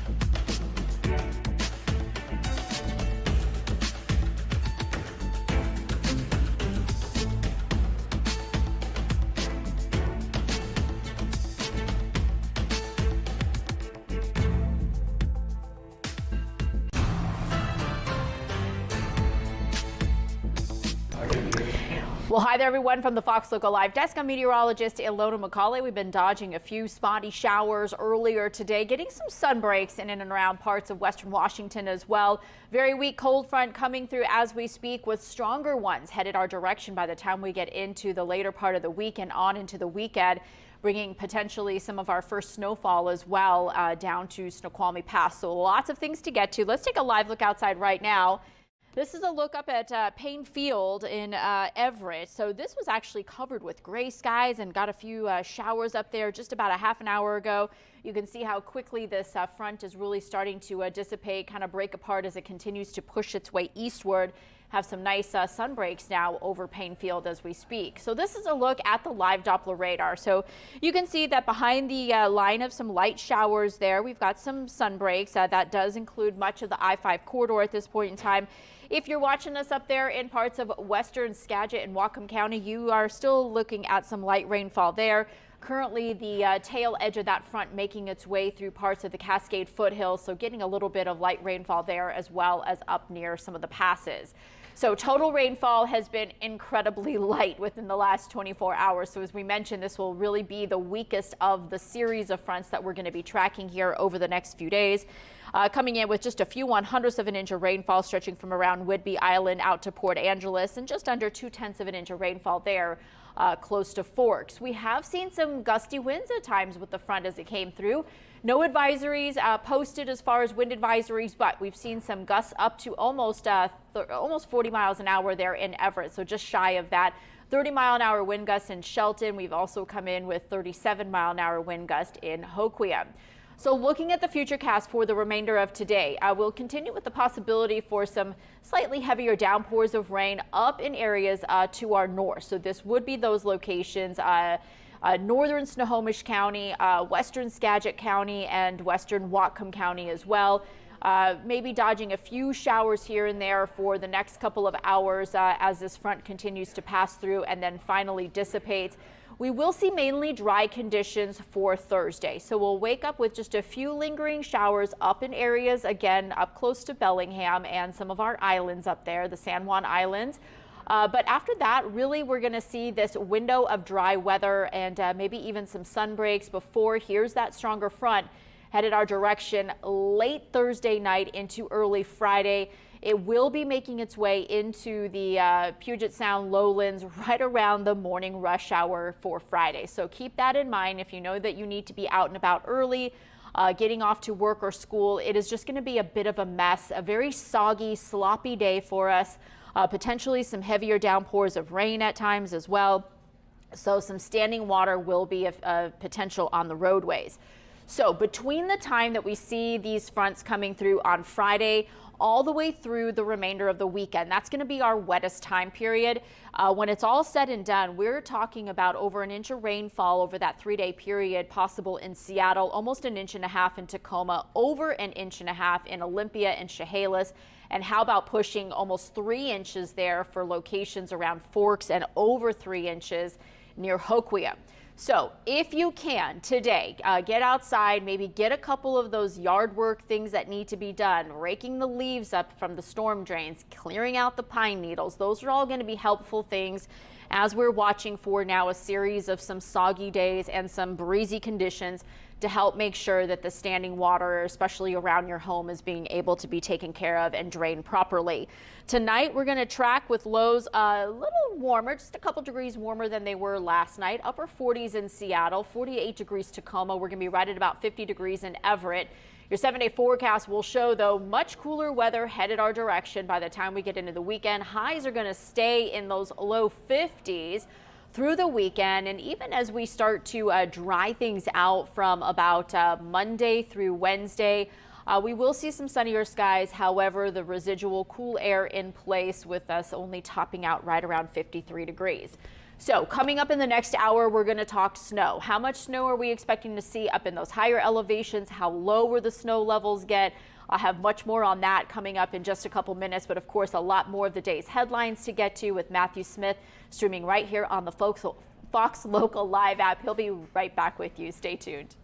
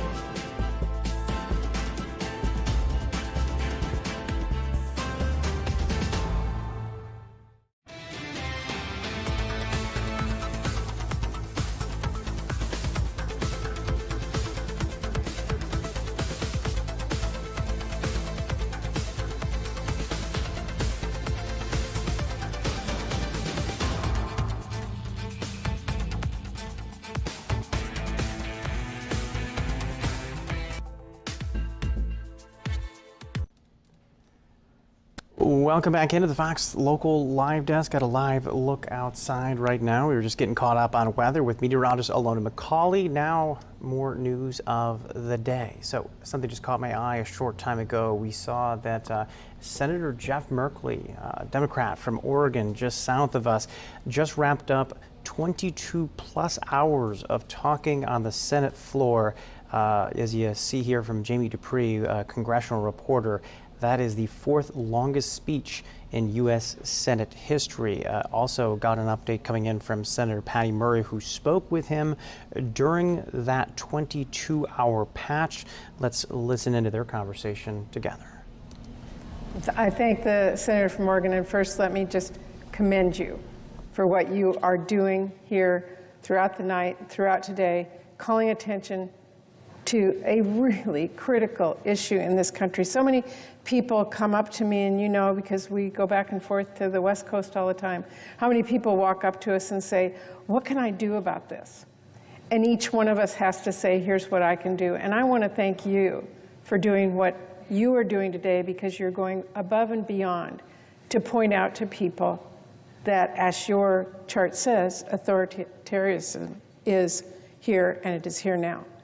And we can ignore it, or we can speak out, and you have spent all night long and all day standing on your feet at, I'm sure, great personal sacrifice to fight for everyone in this country and to sound the alarm, as you've been talking about.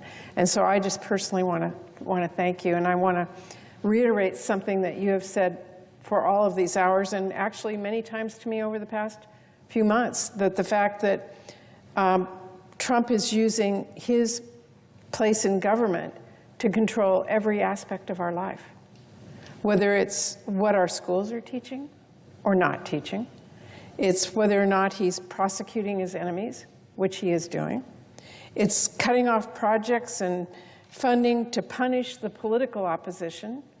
And as you and I both know, we represent, quote, blue states, but we have a lot of red counties and cities and neighborhoods, and even within all of our blue districts. And you can't just randomly say I'm hurting blue without hurting red, because these are all Americans. But he is using his power to do that. We are seeing him, as you know well, in your home state, deploying troops to intimidate Democrats. And I listened to you late last night talk about what is happening in Portland, and the misuse of this kind of power should be frightening to every single American. And we need to stand up and we need to call it out, which is what you are doing today. And even dictating what late night TV host is doing is part of this whole picture that you've been describing. But I came to the floor today as your partner on the Appropriations Committee. We serve on that together, and we all know in this body how important that committee is, because we decide where the funding is going to go in the country. Now, I've been out on this floor, I've been at home, I've been everywhere talking about the power of the purse, which sounds kind of like this quaint little phrase. But it is really important. For anybody who has a family, you know that the person who writes the checks in the checkbook decides where the money's going to go. All right, so that is Senator Patty Murray speaking during the 22-plus hour marathon speech that just wrapped up a short while ago from Jeff Merkley from Oregon. Obviously, this will be getting a lot of attention, as you see here, fourth longest speech in Senate history. Now, for us here inside the Fox 13 Seattle newsroom, we have more work to do on a couple of stories that we're tracking for you. Remember, we told you just a short while ago there was a stabbing over in Pioneer Square. We know that the person that did that stabbing was quickly taken into custody by Seattle police. We have a crew on their way, and as soon as we get more information on this, we will, of course, update you right here on the Fox Local Live Desk. In the meantime, we're going to hand you back off to our feed. These are stories happening in and around the Pacific Northwest, things that our reporters have been working on for you the past couple of days.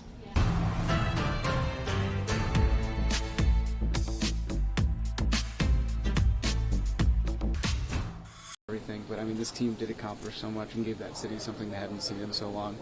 Is that something you can take stock in? You know, it may be tough in the moment, but yeah, obviously it's tough. You know, today our dream to go in the World Series ended today, but we got to keep our head up. You know, we have to feel proud of everything we did this year, especially everything that we bring to our city, Seattle. I feel so good with this special group. It's been awesome for me and be part of this organization for a second time in my career. This time was more special because we came far and we did our best. We have to feel proud. We have to feel happy because this season was very special for everybody. For everybody involved on this organization. We have to feel proud, we have to feel happy, and this is not the end. I feel like the future for this organization is huge, and we have to feel comfortable about that. We have to now go home, think about it, and delete it quick, turn the page quick. It's gonna be there for a long time, but it's time to go home. It's time to rest. It's time to prepare yourself for next year. Be a dad, be a husband, and be a good person outside too. And this is gonna be in our memory forever. This season was special for me. I feel so happy. I feel so proud of, and everything that I brought for this team, I do my best. And this year gonna be special for me for a long time. It's something that I feel so proud about it, and like I say now, it's time to go home and enjoy the family, be a dad, be a good husband. Gino, is there any way to describe sort of the range of emotions in a game like this, and having a 3-1 lead, and then Springer goes deep with that 3-run home run? I mean, the whole series was like that, back and forth, back and forth. We play good baseball, they play good baseball. Today, just one pitch and change everything. And but like I say, we put everything on the field. We do our best, and we have to feel proud about it. They did a real good job late in the game, and now they go to the World Series. We wish you the best. How badly do you want to be back with this team next year? Man, it's a big gap there. I feel so proud of this, and I want to be part of it. They know already, and but now I don't. My thoughts is go home and enjoy my family and go enjoy my off season and see what happens after that. Knowing that for you in particular, knowing that you might not be back. It is tough because you do your best for one team and you want to keep going. But it is what it is. It's a business, and I just now my mental is go home and enjoy my family. Knowing that you were such a huge trade commodity though this season, how good does it feel to know that you were so wanted here by not just this team but by the fan base, and then you got this far with this team? I mean, it's awesome. They did a really good job. Not because they bring me or bring somebody else. They made the best team ever, and that's why we came this far. And for me, I feel so grateful with the GM, with the front office, owners, and everybody involved on that trade, because they bring me back home, and I did my best for the team, and we came this far. So like I say, I feel so proud of everything that I do, everything that I put in the field for this team. Is there any way to describe how close-knit this clubhouse is? Maybe even comparatively to other teams you've been on? Man, it was so close. Everybody knows it's not a secret. We're so close. We did our best, but it is what it is. The game is over. Now they celebrate. We're here to pack it to go home. I just saw you talking to Bizzardo. Obviously such a tough moment for him. What was your message to a guy after a moment like that? I just tell him that he have to feel proud about himself. Everything he did this year for this organization was awesome. Not only in the postseason, but regular season, he did a really good job. I told him to go home, enjoy his family, enjoy his off season, prepare himself for what's next for him, and be ready for next year. I just give you just some, good advice about go home and don't, try to delete this game as quick as possible. Gino, you certainly gave these comeback, and you give these fans something they hadn't seen in 24 years, really something they hadn't seen ever. And you saw the love from them, obviously. We heard it every game. How special was that part? It's very special, man. What we did in Seattle in this off-season, regular season, especially for me in the 5th game of this series, was unbelievable. They do the best, and come to a field and pack it and be electric, and for me that's all that matters. And I feel so grateful for everything they cheer for me every time they cheer, that they name my name on the field, they cheer for me. So that's something very special that I will keep it in my heart forever. Brian, first off, just how did you feel out there today? I feel good. Yeah, I think I feel good. How badly did you want to stay out there for Springer? Yeah, I mean, you always want the ball. Unfortunately, in that circumstance, I was a second visit, so didn't really have a choice at that point.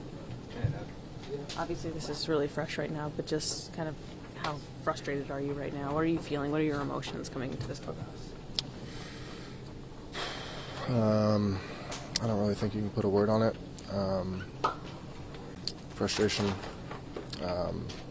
sad for all the guys. You're together with a group for as long as we are, and everyone working towards one goal. For it to end like this, it's heartbreaking to say the least.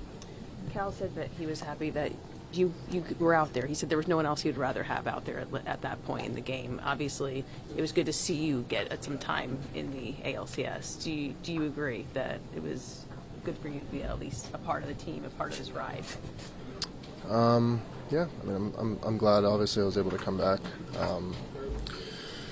Wish I was able to play a bigger role and help the team more than I did, but it's sports. It's not always a happy ending, and you do what you can to make a positive impact in any way you can. But it is what it is. You got to live with it. Brian, what were the conversations after the 6th about whether you had done your part or going back out for the 7th? No, there's no conversation. He just said, "Do I need to say anything?" I said no. He left. What ultimately do you feel like the legacy of this team is going to be, having gone as further than any other team in franchise history?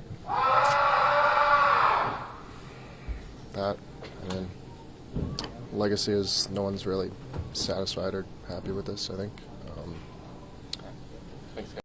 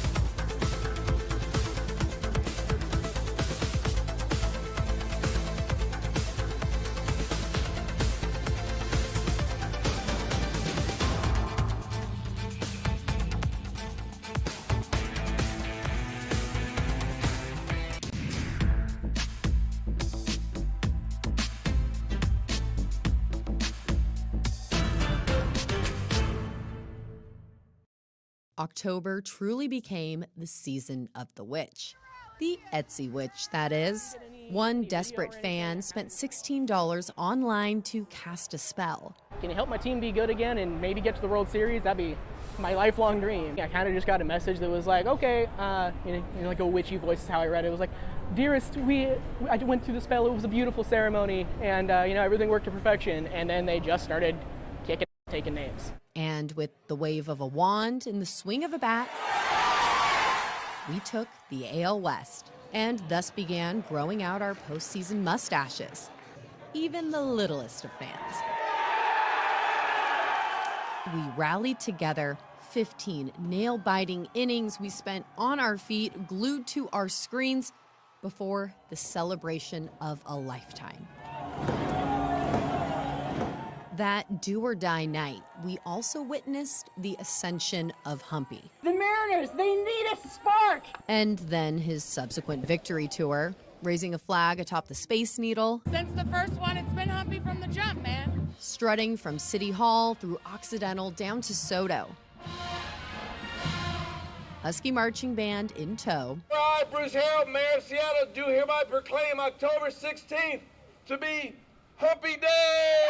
Yeah, we caused a commotion so loud, in fact, that it registered on seismometers. I feel like you could hear a pin drop at moments, and then, like, it was seismic when that Grand Slam was hit. It was so awesome to be there. And out of that so-called dump quake rose an unlikely hero, who, by the changing of his Dump Here shirt, amassed a fan base himself. I still can't believe what happened, and like I don't think the probability is even possible, but here we are. And for the conspiracy theorists online, let's set the record straight.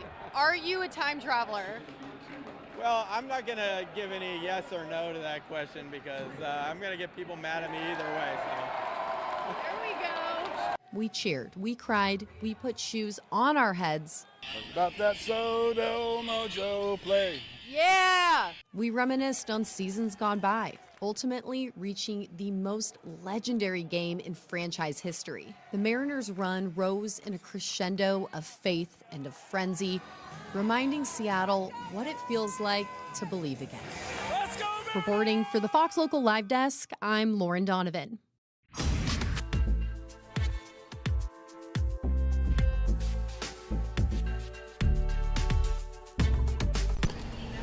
Welcome back into the Fox Local Live Desk. Now, you just heard from Fox 13's Lauren Donovan there, but she is joining us now.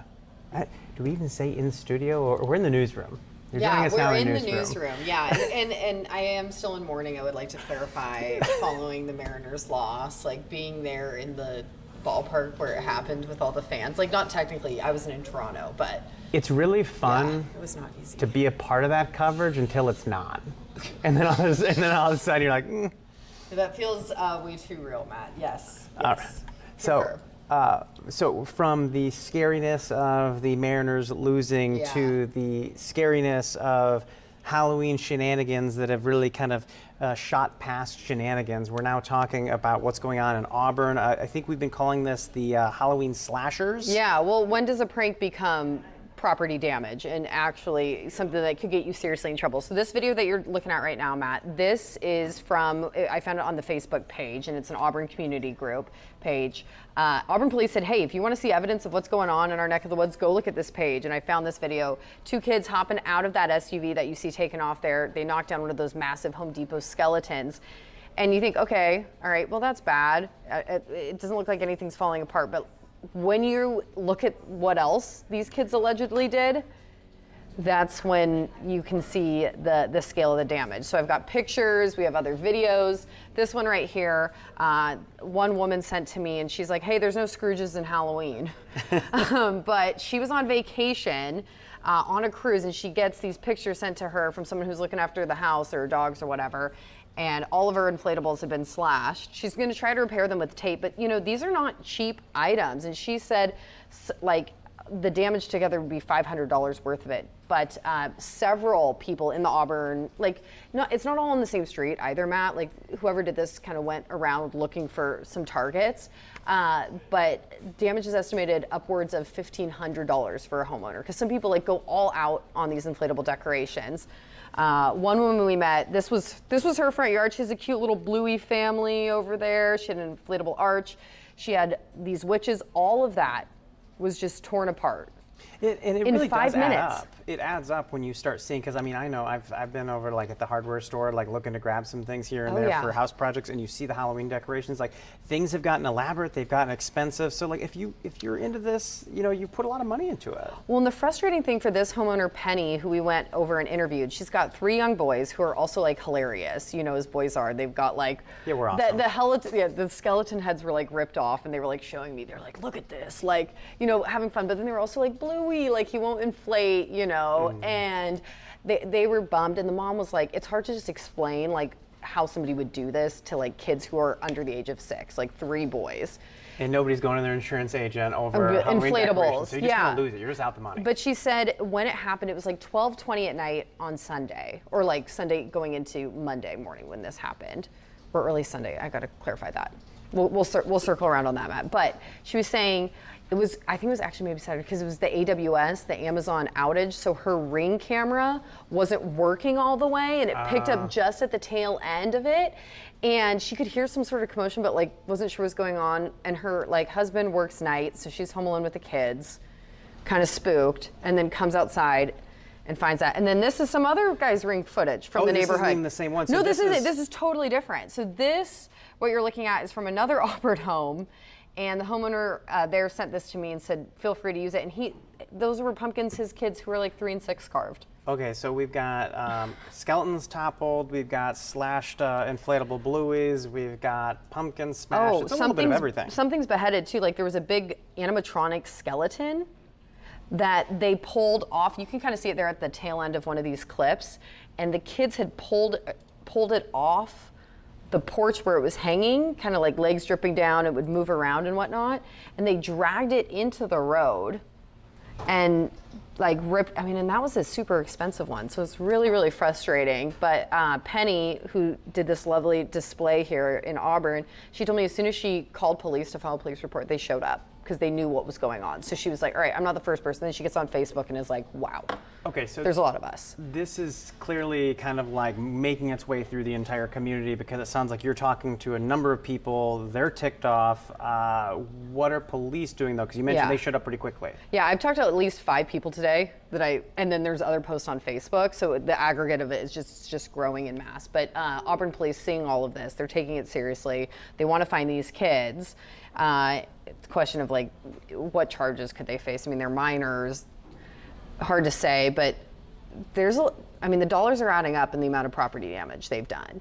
So they're looking for these kids, and we have to blur their faces because they're minors. We can't air it. But people online in the Facebook groups and the comment sections are like trying to self-identify these kids. Oh, I'm sure. As anybody would do in a Facebook group. So their faces and their likeness is out there, but just not in this capacity here. Yeah, we have our own rules and ethics that we need to stick to, but there are definitely a lot of folks, I'm sure. When you're talking about these decorations, I mean, you talk about hundreds of dollars. So I guess for our viewers, I know they're going to be tuning in for Seattle News tonight. They're going to be seeing more of this, sadly, destruction. Yeah. What do you want them to be paying attention to? I think they need to listen to Penny, this mom who I met, who just was like as kind as could be, had us come over, opened up her garage and showed us the extent of the damage, and was really kind and was like, you know, I hope whatever, you know, the parents of these kids, I hope everything's okay at home, like maybe there's some resolution. But like really kept her cool, but spoke to the heart of why this is so frustrating. Like you don't have to like lawn decorations or whatever, but there's a line that's crossed between prank and property damage. So hey, bless anybody who is still worried about like the kids at home situation, because I know some people, cooler heads don't always prevail. So it sounds like Penny is dealing with it in stride while also upset. Well, and she told me she had some choice language, but she's not using that anymore in the immediate aftermath, as any of us would, right? You know, you come out in your front lawn, you see this, and it happens, what, in 5 minutes? Like, what, you're working on something on the computer, I can't go check in on what this is, maybe it's something random, you don't think it's your front yard, you know? So I just feel terrible for her, and I appreciate her sharing her story, and hopefully, you know, figure out what's going on with these kids. All right, that's Fox 13's Lauren Donovan breaking down all these new videos coming in, the destruction going on out in Auburn. We appreciate you stopping by as always. Yeah, sure thing, Matt. All right, more news coming up after this commercial break.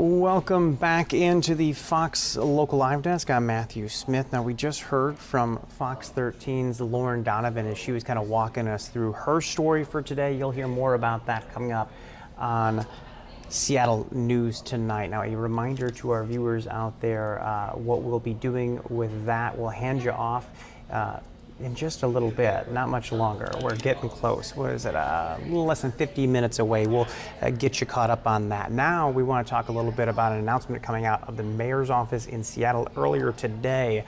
Changes coming for both Seattle Police and the CARE team.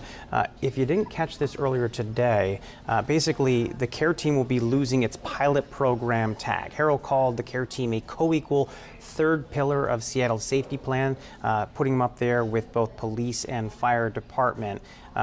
And the big thing is removing that pilot tag. What it does, it changes how the CARE team operates. They talked about the ability to send them out to some scenes where they wouldn't have to be next to a police officer, which was one of the issues that we heard about from pilot program days, is waiting for the two groups to be able to go in together. We also heard that they no longer will have that cap of 24 responders, meaning they can do more hiring. Speaking of hiring, SPD also announced today during this news conference that they are hiring more officers this year, 2025, than all of 2023 and 24 combined. They also announced that all of this kind of comes on the heels of a new contract being signed by the rank and file, or the union members of Seattle Police Department. And with that comes changes for how civilians are involved with SPD in terms of investigating misconduct. So a lot of changes coming today. Want to just kind of hand things off to Amy Barden as she breaks down really what the CARE team does and what some of these changes means for them moving forward. The most common are assist the public, welfare check, down person, crisis, domestic violence, and suicidal person. Interestingly, during the past 2 years, CARE responders have only requested SPD support 15 times. That represents less than half of 1% of the time. And for context, the Seattle Fire Department requests support on a call, that many calls every couple weeks. Our protocols are the same. It's not as complex in the field as people think. We use the same protocols for CARE that we do for fire and EMS. So I have been surprised at the vast range of needs and how varied those circumstances tend to be. One of the interesting things we've learned is what makes a really good crisis responder. It's not necessarily that formal education, although everybody does have formal education. It is actually the ability to rapidly assess, to triage, to employ a high degree of adaptability, flexibility, cultural awareness, emotional intelligence. The team has managed to really map that nonprofit resource map intelligently, thoroughly, because we know that we just need to connect the person to the right service, regardless of whether there's a formal government contract. You all know we've been operating under pretty severe SPOG MOU constraints, and those guide rails I considered very, very useful for the first 1,000 calls, but today they're not useful any longer, so I do celebrate this moment. There are about 47,000 calls a year that fall into the categories that the newly established CARE body of work pertains to. And so as we scale to 48 responders available citywide next year, nearly around the clock, I believe we will start to see some meaningful impact. Fewer referrals to the ED, fewer jail bookings, more intakes into service. At my first press conference, I explained that the primary short-term ambition of this pilot was to get SPD to priority 1 calls faster. Now, obviously, the CARE pilot could not meaningfully impact that metric because officers were still directed to go to most of the calls. The CARE average response time to a call to date is still 13 minutes. And I know how much it's going to mean to our community to be able to call 911, describe a neighbor who really needs help and does not pose a public safety threat, and have responders there in 10 minutes. Our neighbors calling deserve that kind of urgency, and our neighbors languishing on the street deserve that kind of urgency. I want to thank and acknowledge Lisa Herbold and Andrew Lewis for the strong advocacy, their insistence that we innovate. I see Deputy Mayor Tim Burgess here. I thank you. He was my first boss and was wildly supportive and instrumental to what is happening today. I once again acknowledge the vision, resolve, leadership, the relentless work of the CARE team manager, Catriona Hernandez, is over here. If there is a name that is remembered for this progress generations from now, it should be hers. And then additionally, back in 2023, I met a number of colleagues in the Seattle Police Department for the first time that set the stage and really enabled the success that we celebrate today. They supported what I was trying to do, not because of police staffing shortages, not because of political pressure, but because they understood that the people I was trying to help did not need more arrests or more penalties. They did the right thing for the right reason, regardless of potential repercussions. And so I want to thank Chiefs Mahaffey, Kibbe, Maxey, Nelson, Barden, Agard, and Brown.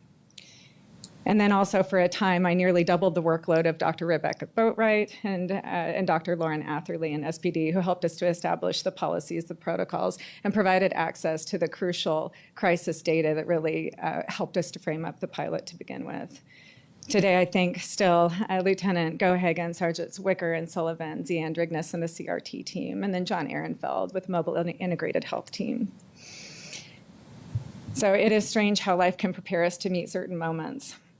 About 8 years ago, I was working at a nonprofit in the Midwest that provided a really broad continuum of services for kids in mental health crisis, including day treatment in schools. I really preferred the front lines, same as I do today. I was always in the classroom as much as I could be, or I was out on the playground. I got to know a lot of the kids, and I became attached to a lot of the kids. And by that point in my career, I understood really well the treacherous circumstances many were trying to transcend or still trying to navigate.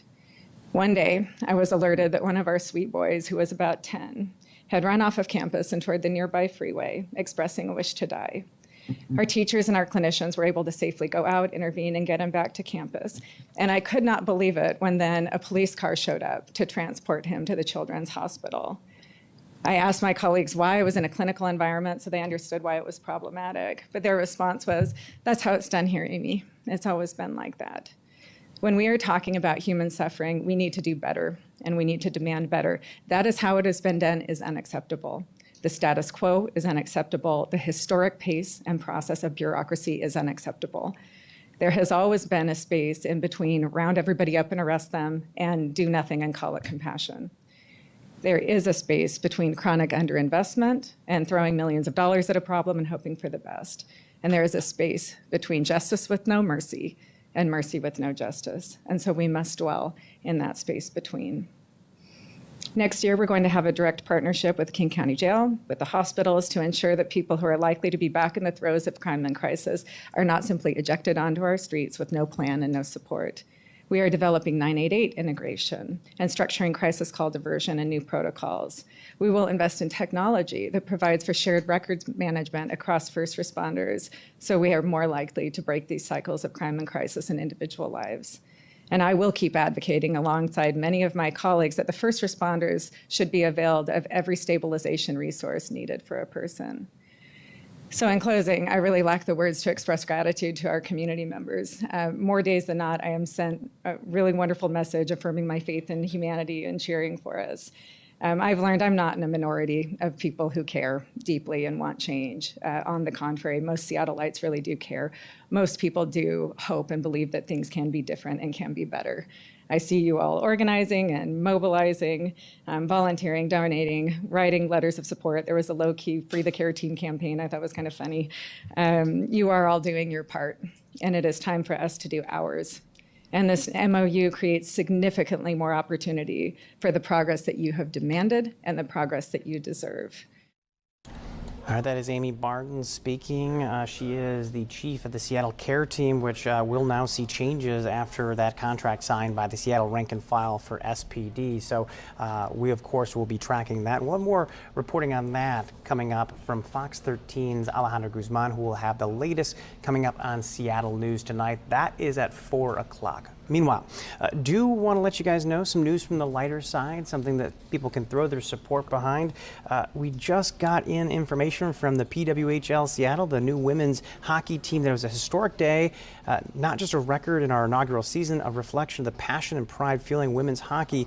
Basically, they just sold the most jerseys in a single day in their league's history. Congratulations to them. We're looking forward to that inaugural season. By the way, they just unveiled those jerseys today, so a lot of energy behind this team. We're going to take a short commercial break, and on the other side of that, we're going to be jumping back into the feed. These are stories our reporters have been working on in and around the Pacific Northwest, and then we'll jump back in here on the live desk if we have any breaking news. We'll see you soon.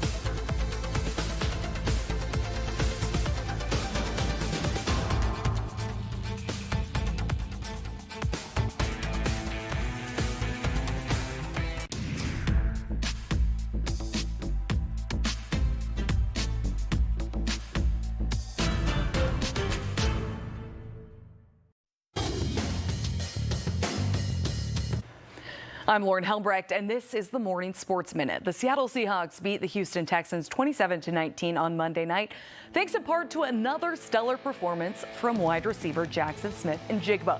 The third-year star has been a slam dunk, to say the least, connecting with Sam Darnold for 123 yards and a touchdown. JSN leads the NFL with 819 receiving yards through 7 weeks, but his teammates were especially impressed with his willingness to go for a tough tackle after an interception. Yeah, that was a dangerous play, man. They were really fortunate that he's all right, and you're right. That was a really assertive play, really unselfish play by Jax, but trying to tackle the guy that had the ball and then not retaliating, because if you retaliated, normally that's the guy that gets the penalty. So that was a very smart, team first, assertive play that really helped us win the game, because we needed him down the stretch. As the Seattle Sounders prepare for the first round of MLS playoffs, they will be without winger Pedro de la Vega for the postseason and beyond. After being carted off in Sunday's match, head coach Brian Schmitzer confirmed yesterday that de la Vega suffered a fractured patella, had surgery yesterday morning, and will miss approximately 6 months. I'm Lauren Helmbrecht, and that was your Morning Sports Minute. I know it's still really raw right now, but just what's going through your mind as you come back here to the clubhouse? I mean, obviously, it hurts. We have put so much work and effort throughout this whole year, and it's over. But that's also part of the game too. Do you feel like feeling this emotion right now is ultimately going to kind of help in the end, to just know what it takes to get here, to know what it takes to get over this point? I mean, yeah, I just feel like you don't expect anything less for the team. After getting here, after knowing what we're capable of, I just feel like there is no less than this for us.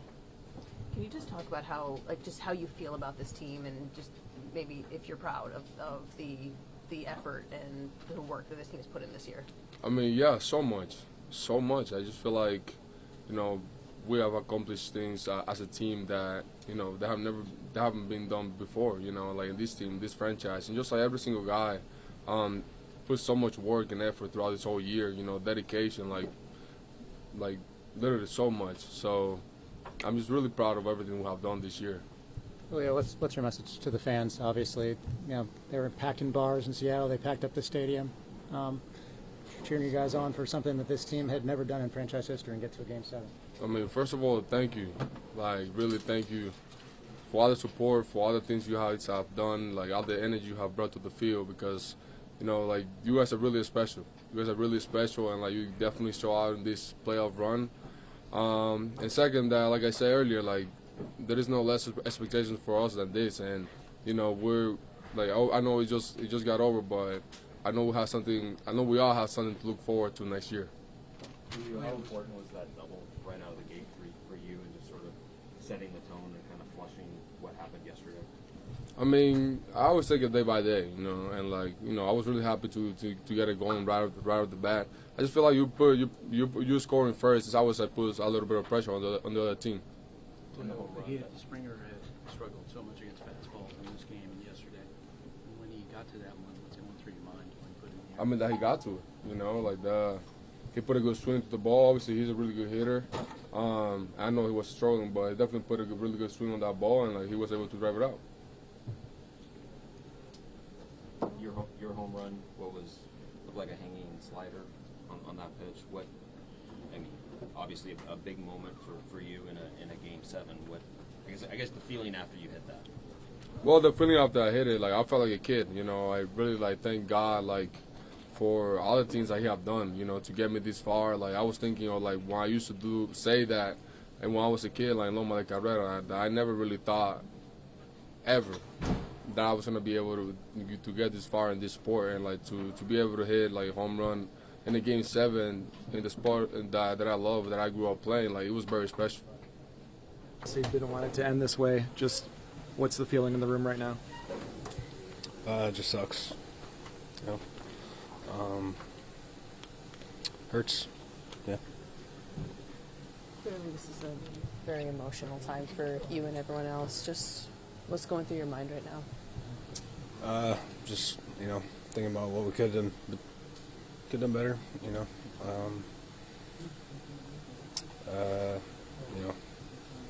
You look back at a lot of points in the game, and where you could take advantage of, or even the series, and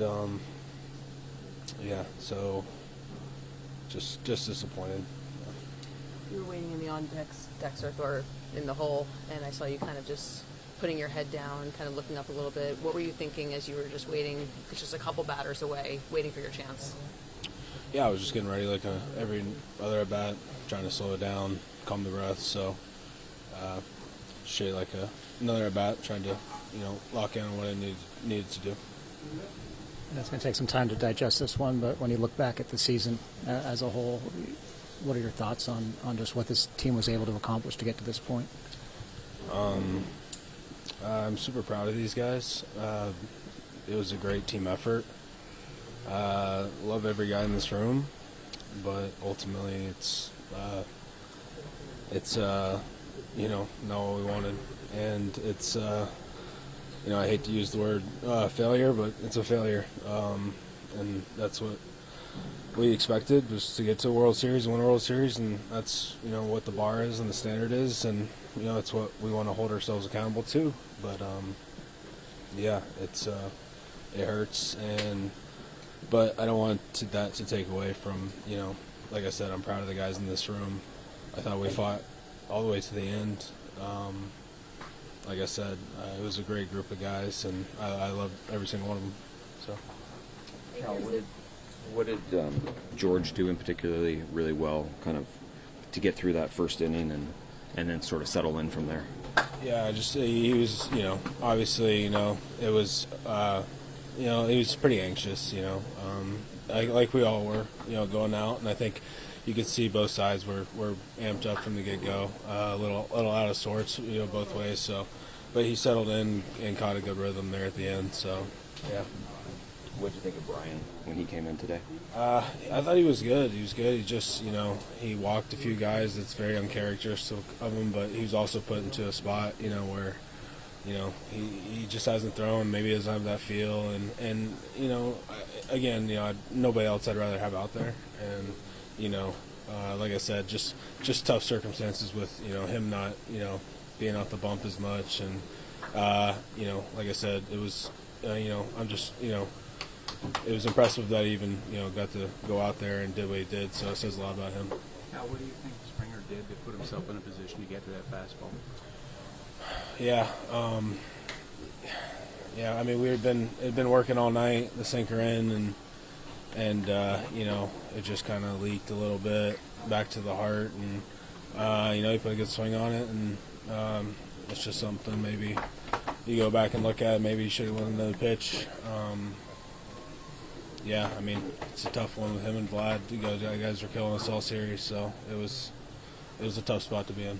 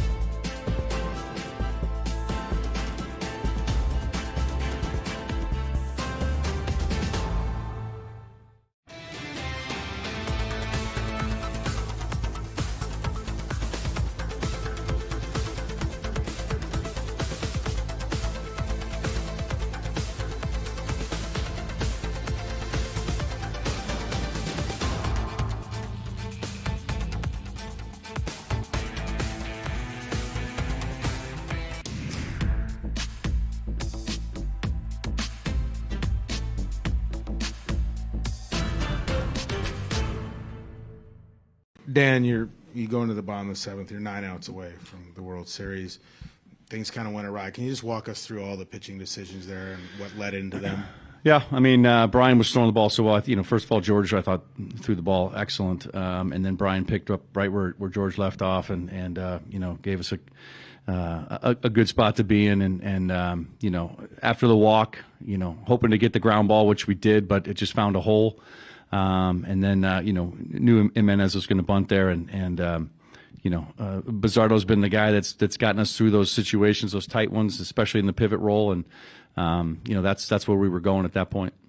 Did you consider going to Munoz, and why did you like Bizzardo better than Munoz in that situation? Well, I mean, I think like we said, Bizzardo's been doing it all season long and has been so consistent at it, and he's done such a good job all year, and we felt really comfortable with him out there, the way he's been throwing the ball, especially in this series, and it was a good spot for him. Up front on your left, Daniel. Dan, just what was your message to the team after the game? Just to hold up their heads, and to understand what kind of a season they had. I mean, I know this stings, and there's no question that it's going to sting. But the kind of season they had, doing things that no team in this organization has ever done, and knocking on the door of a World Series. All that, it's due to how hard they've worked, how hard they've played all season long, all the times they've come back, all the times they've bounced back. It's a special team in there, and it's just it's a shame we had to come out on the wrong side of this one. And Tyler in the third row. Dan, understanding that Bizzardo has been great, Munoz not getting in until after you'd lost the lead, does that stick with you at all? I mean, he seemed to have a lot of rest and was great this postseason. Yeah, I mean, you make your decisions, and sometimes you have to live and die with it, and I think again, the way Zardo has thrown the ball all season long, we were comfortable with where we were, and it just again didn't go our way. Adam on your right, Dan. Dan, you've given so much of your career and your life to this organization. You have the perspective that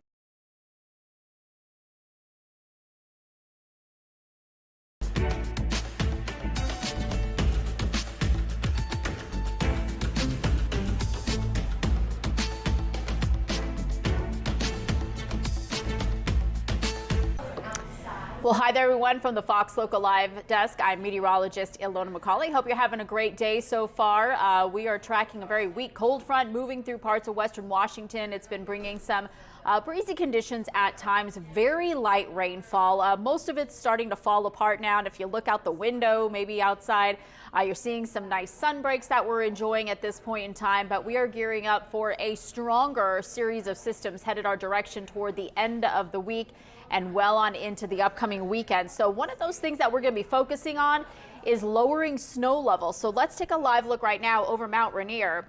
So last weekend, we did have a light dusting of snow up here at the Paradise location. Some of that has started to melt now as we've seen the snow levels, of course, rise and seeing some slightly more moderate temperatures up there. But as we mentioned, another round headed our direction. In fact, take a look at the snow levels. They're going to be some of the lowest that we've seen so far this season. In fact, they will be dropping down come Sunday afternoon and remaining low right around that 2,500 to 3,500 foot level. This would, of course, include parts of Snoqualmie Pass, which typically sits right around 3,000 feet. So we could be seeing our first dusting of snow around Snoqualmie Pass for the upcoming weekend, specifically as we get into Sunday night and Monday. So if you are going to be doing some pass travel, especially late in the weekend and on into the early part of the week, like early Monday morning, this is a forecast you're going to want to continue to monitor. We will see some fairly substantial snowfall totals up around Mount Baker. Take a look at that, 19 inches through Saturday morning only.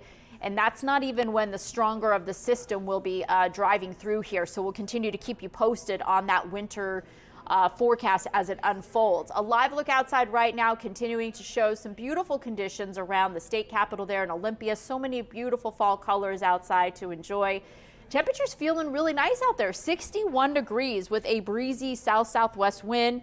around 10 miles an hour. We did see some gustier winds as that weak front was passing through here, almost some 40-mile-an-hour wind gusts being reported in some spots like Hoquiam and even close to Everett near the Payne Field location. Right now it is 52 in Bellingham, 52 as well in Friday Harbor, 46 over Snoqualmie Pass. We've got low 60s in Tacoma. Moses Lake right now coming in with 56 degrees.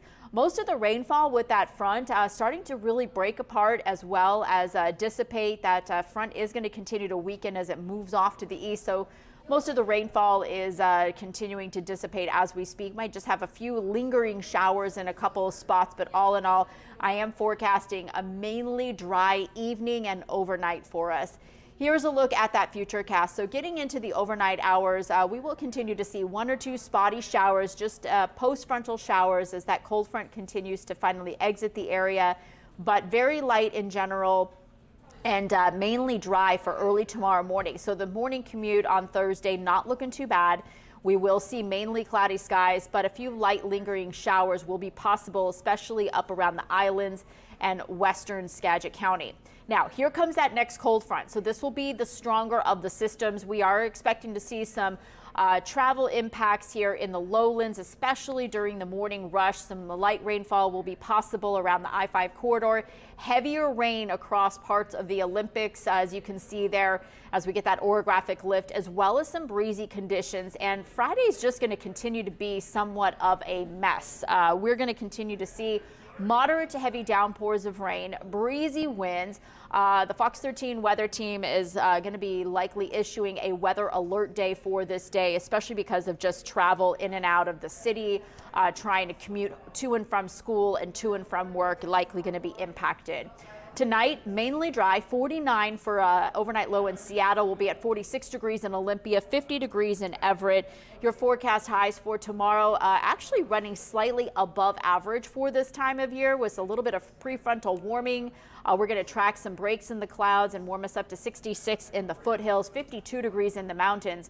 Your 7-day forecast will continue to show 63 for the high on Thursday. There's that weather alert day that we were just talking about there for Friday, as we're expecting to see wet and gusty conditions remaining blustery into the weekend, as well as for that Husky game here for us on Saturday.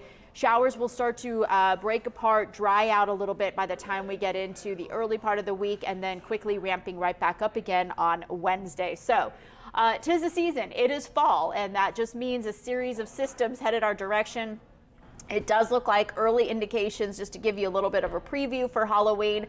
Hopefully you've got some sort of rain gear planned as part of the Halloween costume, because it does look like we're going to be talking about some showers for trick-or-treaters. So we'll talk much more about that, of course, as we get closer to Halloween next week. But all in all, we'll continue to keep you up to date on this very active weekend unfolding for the weather coming up in a little bit. But of course, we'll have much more on the day's headlines right here streaming on the Fox Local Live app. Matthew Smith will be right back after this short break. Stay tuned.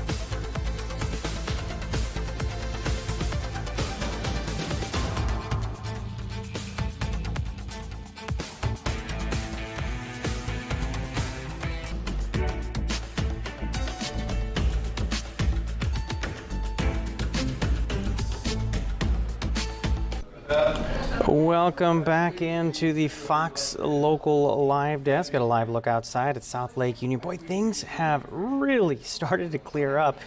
Things look beautiful, downright beautiful compared to what we were seeing most of the day, but we kind of expected this as we progressed through, that things would get better and better. All right. Jumping in here at the Fox Local Live Desk, I want to get to another story that our newsroom is tracking for you today. That has to do with the no sit, no stand policy that is currently in place in the city of Everett. So today there was actually some discussion about this. Now, it's been in place for some time, but there is talk about actually expanding this. It is a controversial rule that community advocates have accused of unfairly targeting the city's most vulnerable citizens. The no sit, no lie law was passed back in 2023, but will expire at the end of this year unless council passes a new resolution. So today, city lawmakers heard from members of the public that expressed support for the so-called buffer zones, while others say it criminalizes being unhoused and forces people further away from resources that can help. So before they tabled today's discussion, a number of people from the community came out and spoke during public comment of today's city council hearing. Let's jump in and hear some of that public comment. We'll listen in together. Like the previous speaker, I believe this ordinance is very important to help. And the reason I showed up tonight is I saw some emails come out from a individual saying he was against it. And also is that some stuff in the newspaper was saying, made the mistake of reading the newspaper or the online newspaper, and it was talking about some people saying it's just a Band-Aid. It doesn't solve the problem. Well, police officers and EMTs, firefighters, are first responders. Is that when they come to a scene, the EMT or the paramedic is going to use a Band-Aid or tourniquet to address the emergency need of that person then, and then hopefully that person will follow up with appropriate medical care. This ordinance allows those first responders to get there and address a circumstance that needs to be addressed. The people that have this problem suffer from a great deal of problems, and they're going to have a large amount of ambivalence or resistance to addressing their homelessness and their drug problems. So I feel that this ordinance a comprehensive solution? No. But it's definitively needed, and just like you passed your consent agenda unanimously, I'm asking y'all to show the city and the population to pass this ordinance unanimously because it addresses the problem at a first step. But it is not a comprehensive solution. Just like the firemen, when they come put the fire out at the home of the business, don't rebuild the business that same day. It starts the process. Thanks for your time. Thank you. Scott, if you please come to the podium, followed by Brian. Please state your full name and city of residence. You have 3 minutes to speak. My name's Scott Sparling from Everett, District 1. I'm here to speak against amendments to 3957-23. And I'm just rhetorically asking who has no sit, no lie. I prefer to call it that rather than the Orwellian cloaked moniker service facility buffer zone. Anyhow, I ask who hasn't materially helped and whose service is it concerned with? And who has arbitrary boundary drawn on our streets, all residents' streets, who has it materially harmed, and to whose benefit? And while enforcement by EPD may be selective, when we start to see ICE and National Guard in large numbers, it'll just be one more tool in their tool belt for larger sweeps. When we're seeing massive crackdowns on free speech and other civil liberties, the last thing we need is more crackdowns. The bike dealer you trust, trusts Felitrip. All right, so that is just a portion of today's debate inside the Everett City Council. They did end up tabling that discussion. Now, just so you guys are aware, that's not the only conversation surrounding this today. Earlier today, Tacoma City Council also voted, they voted to expand its restrictions on where people experiencing homelessness can set up camps. The ordinance to reduce the size of so-called buffer zones comes during a growing shortage of shelter beds in the city of Seattle. In fact, the number of spaces, we're told, dropped by nearly 20% this year. They got that number from an annual point-in-time survey done in Pierce County. So big topic, not only in Everett, but also in Pierce County as well. So something that we'll be tracking here in the Fox 13 Seattle newsroom. We'll have more coverage on this from Jennifer Dowling later on tonight. Look for that in the Seattle news tonight. That's coming up at 4 o'clock, which of course we are getting close to right now. We are going to take a short commercial break, and then we'll start working you towards the finish line here on the Fox Local Live Desk, handing you off to our main anchor team with Seattle News tonight. We'll be back in just a moment.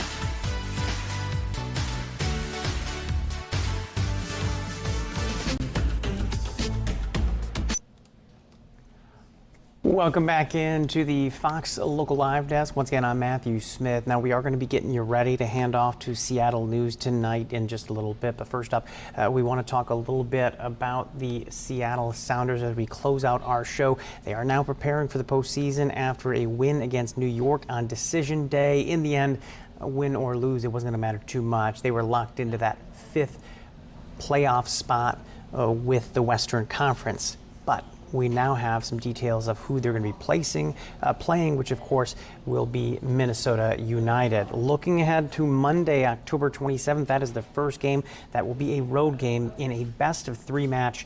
You see there Monday, November 3rd at 7:30. That is the game that will be back here at Lumen field. A lot to get excited about with them. There is the big thing kind of hanging over their head right now after Pedro de la Vega went down. He'll be gone for 6 months, meaning you will not be seeing him in the playoffs. In fact, you won't be seeing him at the beginning of next season either. That said, the show goes on. Jordan Morris talking with the media earlier today. Let's listen in to what he had to say about the upcoming playoff run. Yeah, I mean, we're excited. This is the best time of the year. Guys are talking about, like, you know, you drive in, the weather's changing, everything just feels like playoff time. So we've obviously have an experienced group that knows how to play in tournaments, knows how to play in the playoffs. Minnesota are a good team. They beat us twice this year. So, you know, it's going to be a tough matchup, especially playing away from home for the first game. But, you know, we're excited and we're ready for the opportunity. Their unique style defensively, how do you guys go about breaking them down without giving away too many tactics? Yeah, I mean, you know, they've been switching between 4 and 5 a bit and have had some injuries, I know. So, you know, it's going to be maybe a little bit of a different team, a little bit of a different game. But they're, obviously very good defensively. We've been working on some different things to break down if they're, you know, more in a low block and things like that. But we've scored a lot of goals this year. We you know, had 2 tough games against them. We can learn from those. But, yeah, they've obviously been a really tough team defensively this year, so it's going to be a challenge. How big was it for you to just get that goal on Saturday? Yeah, big, for sure. You know, sometimes you go through streaks as a forward, good or bad, and I knew they were going to come eventually, and obviously it felt like a lot longer being out.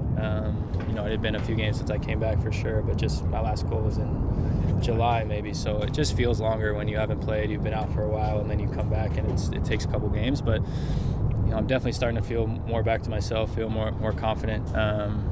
You know, getting that goal gives you a lot of confidence as a forward, as an attacking player, and heading into playoffs, it was important for me, but important for the group to win a game like that on the road, where, you know, we have to come back at the end.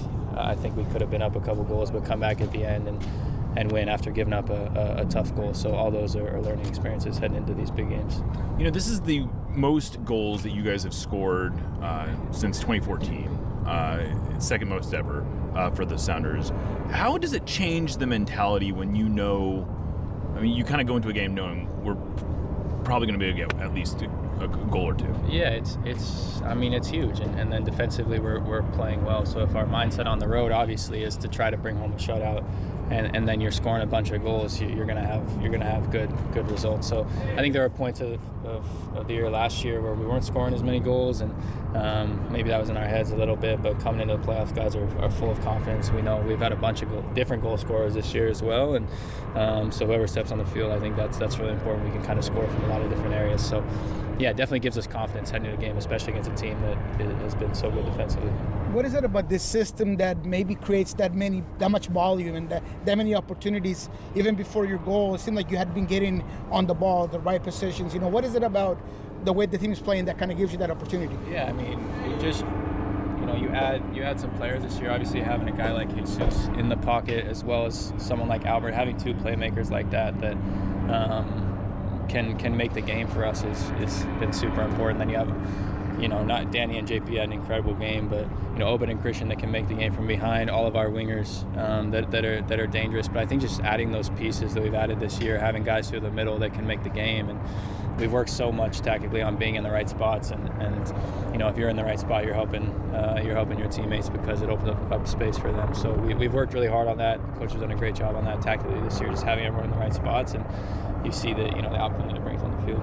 As someone who has had his share of injuries and frustrations, you know, have you been able to talk to Pedro after, you know, a guy that's been working so hard to get back and now he gets this huge injury? Yeah, I mean, everyone was gutted after the game. You know, I think Albert said it, the locker room was pretty quiet because, you know what he's going to have to go through, and he's a tough kid, but he's dealt with his fair share of injuries, and it's just unfair. Sometimes it seems to pile on to certain people, and it's not always fair, not always right. He's just such a kind person on top of being an incredible player, and so emotionally you could see when he went down, guys were gutted, and we're going to be with him through the whole process. Yeah, I've been, obviously saw him after the game, been texting him a little bit, just letting him know he's going to come back stronger, and that we're going to be with him through the whole process. But everyone is gutted because, like I said, what a good kid, what a great player, a guy that was coming into his own, playing really well this year, and he's going to have a bit of a setback. So. And that setback now expected to be about 6 months. Now, on the lighter side, we do have some good news with a PWHL. The new women's hockey team had a historic day. Most single-day jerseys sold in their league's history. Big shout out to the new Seattle team. Look forward to big things from them. That's going to do it for us here at the Fox Local Live Desk. If you want to catch more news, weather, and sports, and you're watching us anywhere but Fox 13 Plus, stay right here. If you're watching us on 13 Plus, now's your time to switch over to Fox 13 for Seattle News Tonight. Thanks for stopping by. We'll see you next time.